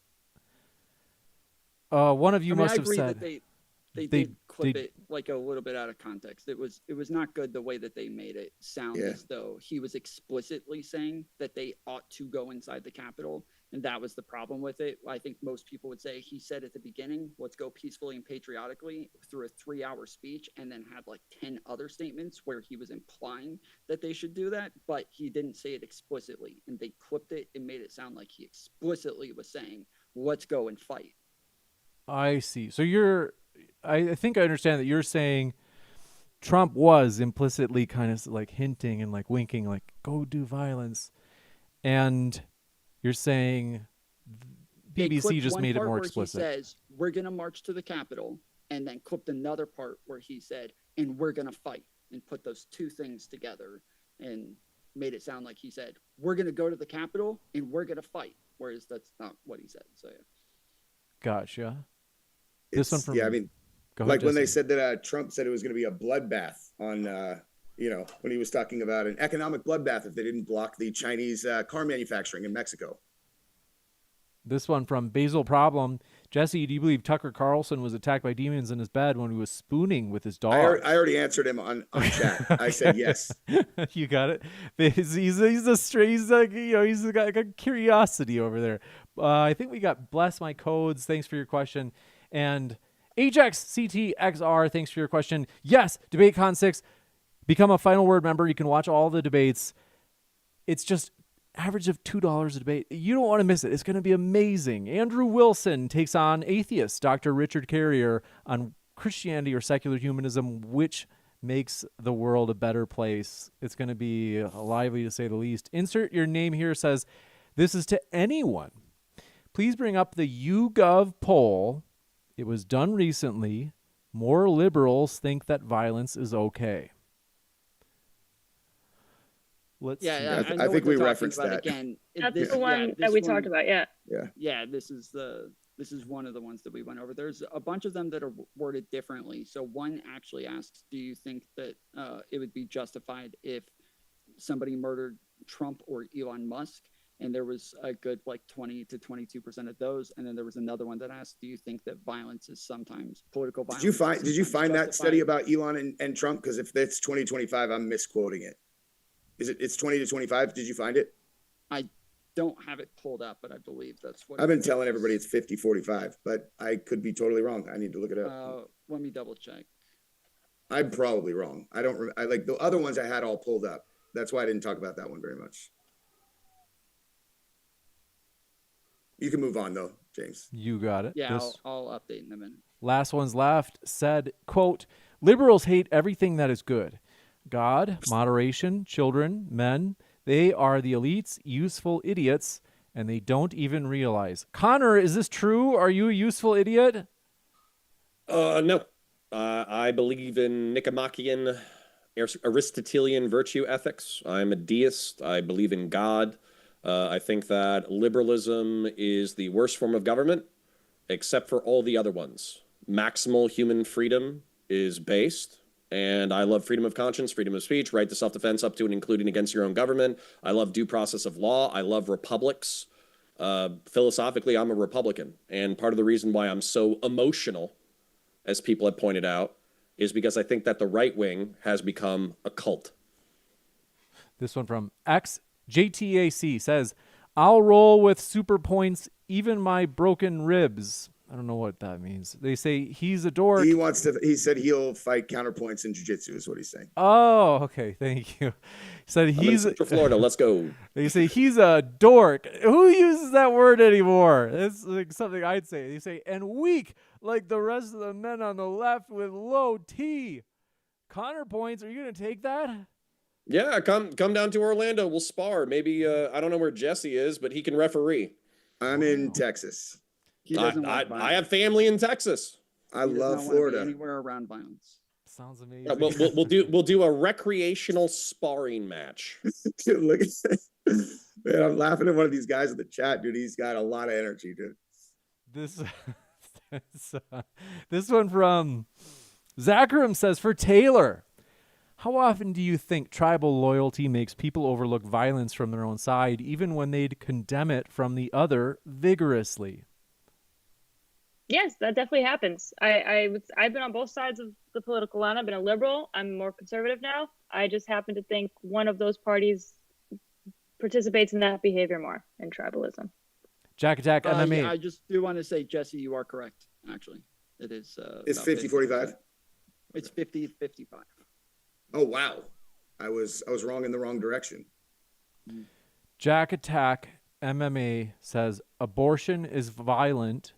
Is it righteous violence? I'll respond for me just because I'm more centristy. I think that whenever the fetus has like proto-consciousness, like once you have a complex central nervous system and a frontal lobe and all that kind of stuff, I think at that point it should be prohibited. And I do think it's to some degree violent. I'm a bit before that. I'm pro-life, maybe like 14, 15 weeks for government, but like morally, I always think it's wrong. Same. Let's see. This one from Basil Problem. Nasty guy, I warned you. Says, Kat, I'm surprised you are agnostic about the boat attacks. They are one of many of the most unconstitutional actions by the Trump admin. Yeah, I think people took that the wrong way. I'm not agnostic about the attacks. I very sincerely just don't know about them enough. Yeah, like, she I'm said she not didn't at know. all informed about it. It's not that I don't have any opinion because I just haven't kept up with that particular piece of news. You got it. This one from last one's left. I think I get this one. We got that one. And I'm just going to make sure that there aren't any legitimate ones we missed among all of Basil Problems. I just have no idea how they're identifying them as narcotics traffickers. So, like, my mom asked me the same thing, and I don't know anything about it. Like nothing that I would speak on it like I was an expert. Transparent with it, so we just don't really know. We don't really have the information. That's that's the thing. So when you look at the war on terror, we had the authorization for use of military force, which is what justified us doing drone strikes all over the Middle East and North Africa. What happened here, though, is that the Trump administration declared a bunch of narco organizations in Central and South America terrorist organizations, and then used that as a pretext to drone strike them. Now they keep saying that they're narco terror boats in known narco terror distribution lanes, and some of the pictures are speedboats with a bunch of drums in them. So maybe they are, but they're not releasing the information on the targets. They're not releasing the information on the boats. They haven't gone through Congress for this. So as a result, I agree with whoever that chatter was. Oh, and by the way, drug trafficking is not a death sentence. So we're basically turning drug trafficking into a death sentence. This is all very legally flimsy and very morally and ethically fraught. This one from last one's left said, quote, and the left isn't a cult? They're the real fascists. Trump is the lesser of two evils by far. If you don't believe that, you're being disingenuous. I think that's So interesting to what me, we and mean- I don't think you know what fascism is. Yeah, I was gonna say this is what we mean when we say that, like, kind of the left, or sorry, the right calls the left fascist all the time as well. It's just that I think that we're more accurate when we say it. Juicy. Dice5226 says, hi, Cooley. I like your beard. Without denying that you never said that, can you explain this clip where you, in fact, literally said that? I don't know what they're saying you said. But, David, we'd love to hear from you because it's been a while since we've gotten to hear from you. I was gonna clip it as well. You got it. I don't know what clip is he talking about. Earlier, you kept saying I never said that, but the clip it is that you did say that they weren't that there's no way they thought they could go in and take over the government if they didn't bring guns. And so we were saying, well, they did think that they needed guns. They just realized they didn't need them anymore. And so your whole idea is that there's no way they thought they were going to take over the government without guns. But we explained, no, they No, did that think they were wasn't. gonna take over Yeah, with that's you're guns. taking what I said out of context too. So what I said was, and what I was getting, my position and my argument was very simple, right? So if they didn't go into the Capitol with guns, my standpoint was like, well, we're speaking about violence. I'm like, well, how much violence can they do if they didn't go in there with any weapons? And then I even made points saying that they like trashed the place. They didn't even trash the place. They were sitting down, doing some photo ops, chilling. That was the point, right? So this other stuff that y'all speaking about that's not my argument. So I think you're taking Basil. those clips out of context because there's other Basil. parts of them inside the Capitol, Problem. smashing them within doors. We have to go to the broken next one. windows. Sorry. David, my guess you disagree with Tom, or does he win you over? no, he doesn't win me. He hasn't given any refutation for my argument, and it's very simple. I don't think these guys know how to really follow an argument. So my argument You was said simple. the Enrique When we're Tarrio comparing- case 3 times, you dumbass. Yeah, no, listen. And I even brung up something because I want you guys need to listen to my train of thought too. Because I brung up something. One of you were speaking about January 6th. And I said, well, what do you guys think about May 29th to May 31st, 2020, when Black Lives Matter rallies turned into a riot and they attacked the White House and injured 60 law enforcement officers and da-da-da. And they had some lethal weapons, right? They actually had lethal weapons. And then that right there, this is why I said, well, in January 6th, they stormed the Capitol, but they didn't even have any lethal weapons. Well, 25% So of who's them more had violent? weapons. I was comparing the two. Who's more violent? This was the Wow. comparison, but people were talking at the same time. So it was a conversation here, a conversation there. So I guess you guys missed that. I want to give But go back and watch the clip. I want to jump over. The pseudonym said Kat looks like she has a lot on her mind. Kat, are you holding back on us? Are you like listening and just thinking, what idiots? Do you have something you want to let fly? No comment on that. No, I do think that I wish we sort of discussed even like what causes that violence in the first place. And what we're seeing today is just a lot more violence, all across the board. And I think that often happens. Part of that is the rhetoric that we're hearing, perhaps, and people's beliefs, but also I think it's people's sense that there's a system within which they can't achieve their means of what they believe. And I think that's part of also what's driving some of that violence. And we're just seeing an increase in violence. So wherever it's coming from, I think that's something that we should be addressing. And I think we should be keeping an eye out because that is a pretty big upward trend in a very short period of time. I have a question. I think the violence tends to come from people that have hatred in their heart.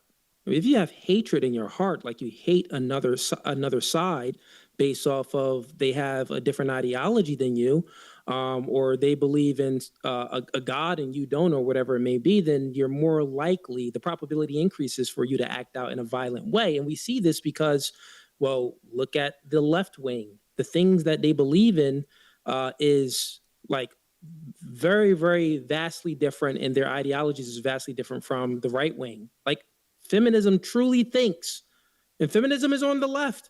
Maybe it could be a few conservatives that's, feminists, but I really wouldn't claim them. I don't think Jesse would either. Right? But when we're speaking about these things, I think that influence creates thinking and thinking creates behavior. And all of the propaganda and the influence on the left is viewing things from an oppressor versus oppressor lens, which is feminism, which is BLM, which is all of these, organizations or groups of people that tend to have hatred for the other party because they think that they hate them. But on the right, well, we're, more religious. We don't really have hatred for people. But We do you think really that they're not see wrong. the hatred on the right? I mean, I agree. I would say that the far right could have, I would say that both parties have hatred. That is true. But if we're speaking about the topic of the debate is who's more violent. So who's more violent? I would say that peel back the layer, who has more hatred, right? I would say that the left has a lot more hatred in their heart than the right. Well, Yeah, Due to the fact because they're very emotional as well. I think people on the right are just as emotional. I don't think anybody has a monopoly on emotion. And anger, by the way, is an emotion too. If you think it's just empathy is an emotion, or tears are a reflection of emotion, anger is an emotion. And we see that emotion spread out throughout different groups of people. And hatred is an emotion too, which is also spread out. Hatred is an illogical emotion. It's illogical to have this type of like hatred. And I think that we do know on the right, there is radical, far right-wing people that can have some hatred in their heart, right? That is true. But if we're looking at the left, like, it's not as far right though. Dude, and this is so fucking stupid. I don't dude. know. I Like, think that is. I think there's that's such very far thing right. as righteous hatred. Like if you were fighting World War II and you were fighting Imperial Japan, then anyone who was serving the Imperial Japanese government, which was murderous, which slaughtered civilians, which raped and killed people, that is a perfectly valid person to hate. Same thing with Nazi Germany. Same thing with Joseph Stalin. Same thing with the communists. Like, what the fuck are you talking about, man? You're equating Nazis to people you disagree with, and that's the whole problem. I do disagree with Nazis. That's an ideology that I disagree with. Yes, but I think the problem is you're not calling equating it to disagree with the Nazis. He's not. But I yes, think he's I not think Taylor. equating it. He's Hold on, not one giving you second. an One second. I Disagreements hate are to not do this. Let me arbitrary. just quick jump in. Hatred- I think sorry, go ahead. I'll give you. I want to give you a chance, Tom, but I just think Taylor might be saying like, but Connor, do you think that you're justified in hating like Republicans? Okay.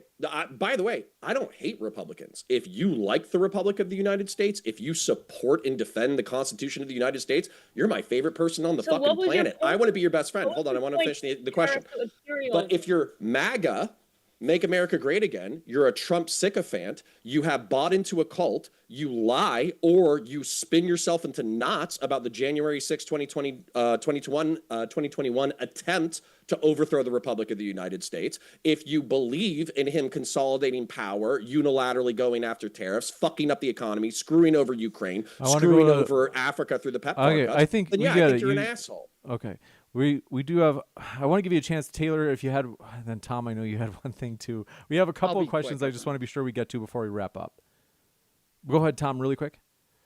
I was just gonna say, yeah, he wasn't equating Nazis to Republicans. He was saying that when people just make this blanket statement that like hatred is automatically bad, he's just giving an example of times where hatred can be justified, and so then the conversation would be, is the hatred towards Republicans or MAGA or Trump sycophants justified? That should be where the conversation goes. Not, you can't compare them to Nazis, because that's not what he was doing.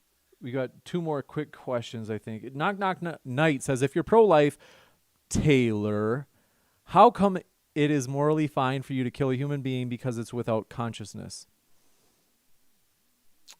Wait, if I'm pro-life, I think it's morally okay to kill a baby. Is that what the point? If you're pro-life, I think they meant pro-choice. Pro-choice, yeah.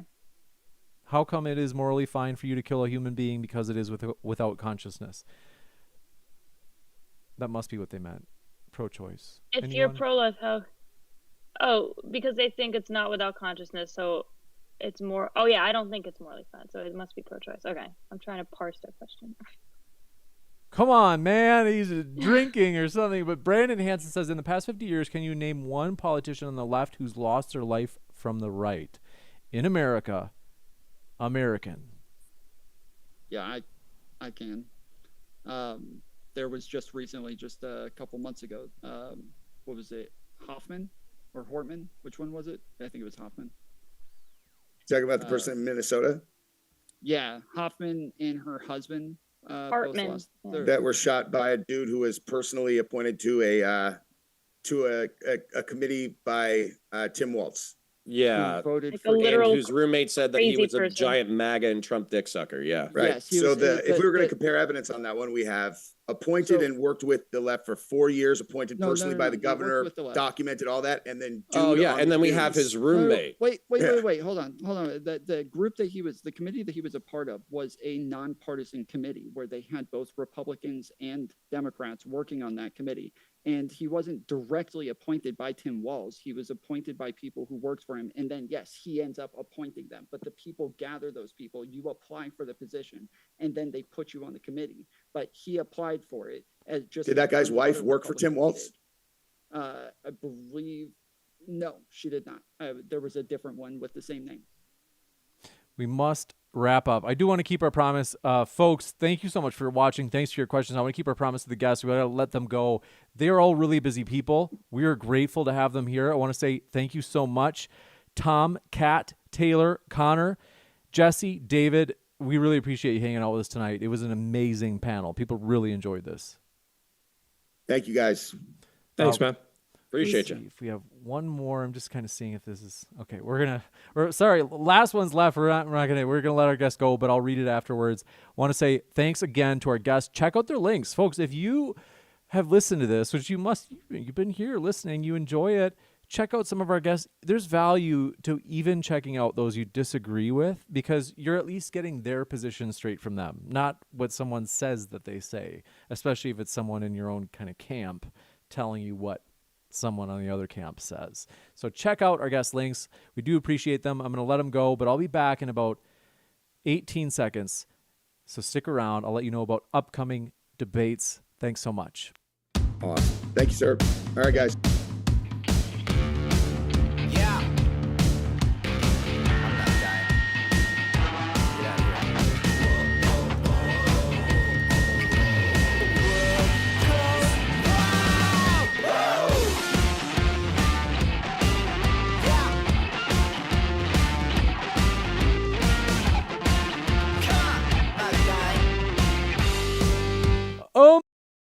And thanks so much for, oh, that's right. Let me load up the Zoom. And last one's left. Pardon me. I just want to let our guest go because I appreciate your question. And I'm even going to read it out loud. And then we're actually going to read out a couple of things. In particular, one, our channel members at the debater level in the final is that we do that on every stream. And let me just load this up.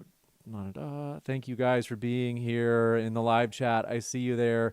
And amazing. Here's what we're going to do. First, last one's left said, bro, counter has so much pride. Okay. Oh, come on. I can't. It's there. I don't want to be, when counterpoints can't respond to it, I don't want to read it. But thank you so much for your super chat. And pseudonym 8344 says, very enjoyable. Let's all relax, in all caps. Thank you, pseudonym. And I hope you are relaxing. Now, one way you can relax is this Saturday. You don't think you have plans, or maybe you do. Oh, you have even more plans than you realize. It is DebateCon. It is Modern Day Debate's own conference, 2 days full of debates. I got to tell you, if you haven't become a Final Word member, you can watch all of the stage debates, all 7. So that's about 14 hours of entertainment. You can watch them live in the comfort of your very own home, enjoying Soylent, whatever you like. A beer, a protein shake. I like protein shakes, tremendous. Join the Final Word level. With that, not only will you get to watch all of those debates live, you'll get all of the perks that usually come with the Final Word channel membership. So I'm going to show you those right now, actually, because you might not be familiar. A lot of times we forget to tell people that we have channel memberships, but we do. So look at the far left side of the screen, $14.99 a month. So you will see all of the debates for $2.14 per debate. So for basically the cost of like the lowest super chat, just a $2 super chat, you get to watch that full debate live. MMA Fighter Rating says, what about a Subway sandwich? Hey, that would be amazing. We have to reach out to Subway to sponsor the conferences. Why haven't we done that? For real, I'm actually being serious. That would be cool. But I got to tell you, as you can see on the far left of your screen, you get your name on screen. And so in that little ticker that you see at the bottom of the screen during debates where it says, like, thank you so much for our channel members, that is where your name would appear. Plus, you get to share your thoughts at the Modern Day Debate monthly Zoom call, because we have a monthly Zoom call where we basically like plan and talk about new stuff coming up at Modern Day Debate. That's another cool little perk. And you get to watch all of DebateCon 6 stage debates live. We have put so much work into this conference, and it's definitely the most popular conference we have put on. I'm very excited about that, but let me tell you why. Is that we have broken records for the number of ticket buyers. It's true. This is the greatest number of ticket purchases that we've ever had for any conference. It's going to be packed. Like, the room is going to be packed. But not only that, I'm very excited about this. If you become a Final Word member, you get all the perks at that level, but you also get the perks from the lower level. So let me show you right now, because you might not know. You're like, wait a minute, I don't know. What are you talking about? I'll show you. We have 3 channel membership levels. So the Final Word, you can see at the bottom left there now, it's showing. That's the creme brulee. It's the very best. But you get all the perks from all of the levels below that as well. So, for example, the debater level. You get these perks as well when you become a member of the Final Word, or if you become a member of the debater level. Members only videos, as we have put a lot of our uploads as members only for a certain amount of time, but also we have 350 debates that are set to members only. It's part of our members only library. You get access to all those, and those are some of our craziest, some of the most controversial. People like Nick F., I think you know who I'm talking about. People like Stefan Molyneux, some of the most controversial speakers, Mike Enoch. I don't know, like, if you know who that is, but those controversial debates, we don't have them open to the public. Those are for the debater level members. Or Final Word, you get that perk too. But also member shoutouts, which we're about to do right now. So we're going to read out all of our members. And I got to say, we do appreciate you guys being members. It does support the channel. It helps me, as I enjoy doing Modern Day Debate full time. In order for me to do that, those memberships actually do give another steady revenue stream, just so I can know. Because otherwise, don't make me go, I don't want to go back to teaching. I got to be honest. I liked teaching. So I got my PhD in psychology, and I got to be honest, I actually like teaching. But I like this way more. I love Modern Day Debate. This is my baby. I started this the first year of my doctorate, and it's honestly one of the most fun things for me to get to host our guests. So channel memberships, we do appreciate that support. Now let me show you. We're going to go over to that list of our members, and then we're going to read out names right now. And I've got to tell you, we're going to load this up. Boom. Thanks for your patience. Here we go. You not only get those perks, but early access to new videos. For example, I just put like 6 videos up this morning, like clips, and they're members only. And that's until for like maybe about another week or so on average. And then a members only live stream that we do once a month. Now, going over to that list, I'm going to pull this over. Thank you for becoming a member at the Final Word level or the debater level. Let me just pull this over. There's the spreadsheet. Is starting off with, thank you so much to Thomas Bixler, trainer, TIG, as well as, that is like all a bunch of symbols. I can't read that. Paul Volko, Gen Ranch Girl, thanks for becoming a member at the Final Word level. HXCTXR, thanks for becoming a member at the Final Word level. Michael Petticord as well. And Lars, X-Type Gaming Plus, Corey, Patrick Moen, You Are Mopped, Macy, Andre P., Shelly Watson, Keith Package, Henry Wingett, D Sign, TDI, Tawny, Jeffrey Lyons, Q, C. Durr, Red Dead Ed, Lil Mink, Army Brian 69, Cake Hans, Bob Whitaker, Voice of Reason, Kyle Adair, Oliver Catwell, Prime Apollo, Pijaro Santo, Action Packed, Lorraine 3, Reed M, Tippy River, Greg S, Daniel Gruen, KJ Smith, Toadman Alcatraz, Trigger Gaming, MC Natty, Desert Shadow, Josh Gardner, Agrilipolis, Jeff C. And I'm going to switch this over 2 seconds.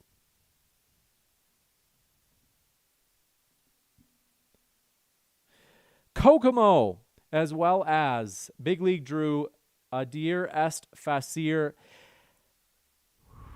Amadi 3, as well as Matt League, Evan Lundstrom, Hot Tuna, T, Yuck Fine, Gino Biscotti, Mordem, Jordan Walsh, I Killed Earl, Shiri, Tyshira Eubanks, Kat Johnson, Marilyn, Jupiter Darman, Tony's Tech and Custom PCs, and Pito Rosario. Want to say thank you for those membership supports. And I've got to tell you guys, we are excited about the future. This conference is going to blow your minds. It's going to be face melting.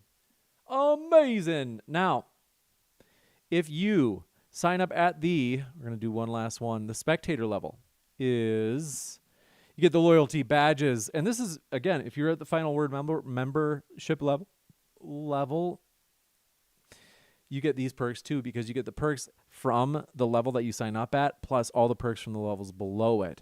So you get custom emojis. For example, in the live chat, you can call someone a soy boy using that custom emoji. That's probably my favorite.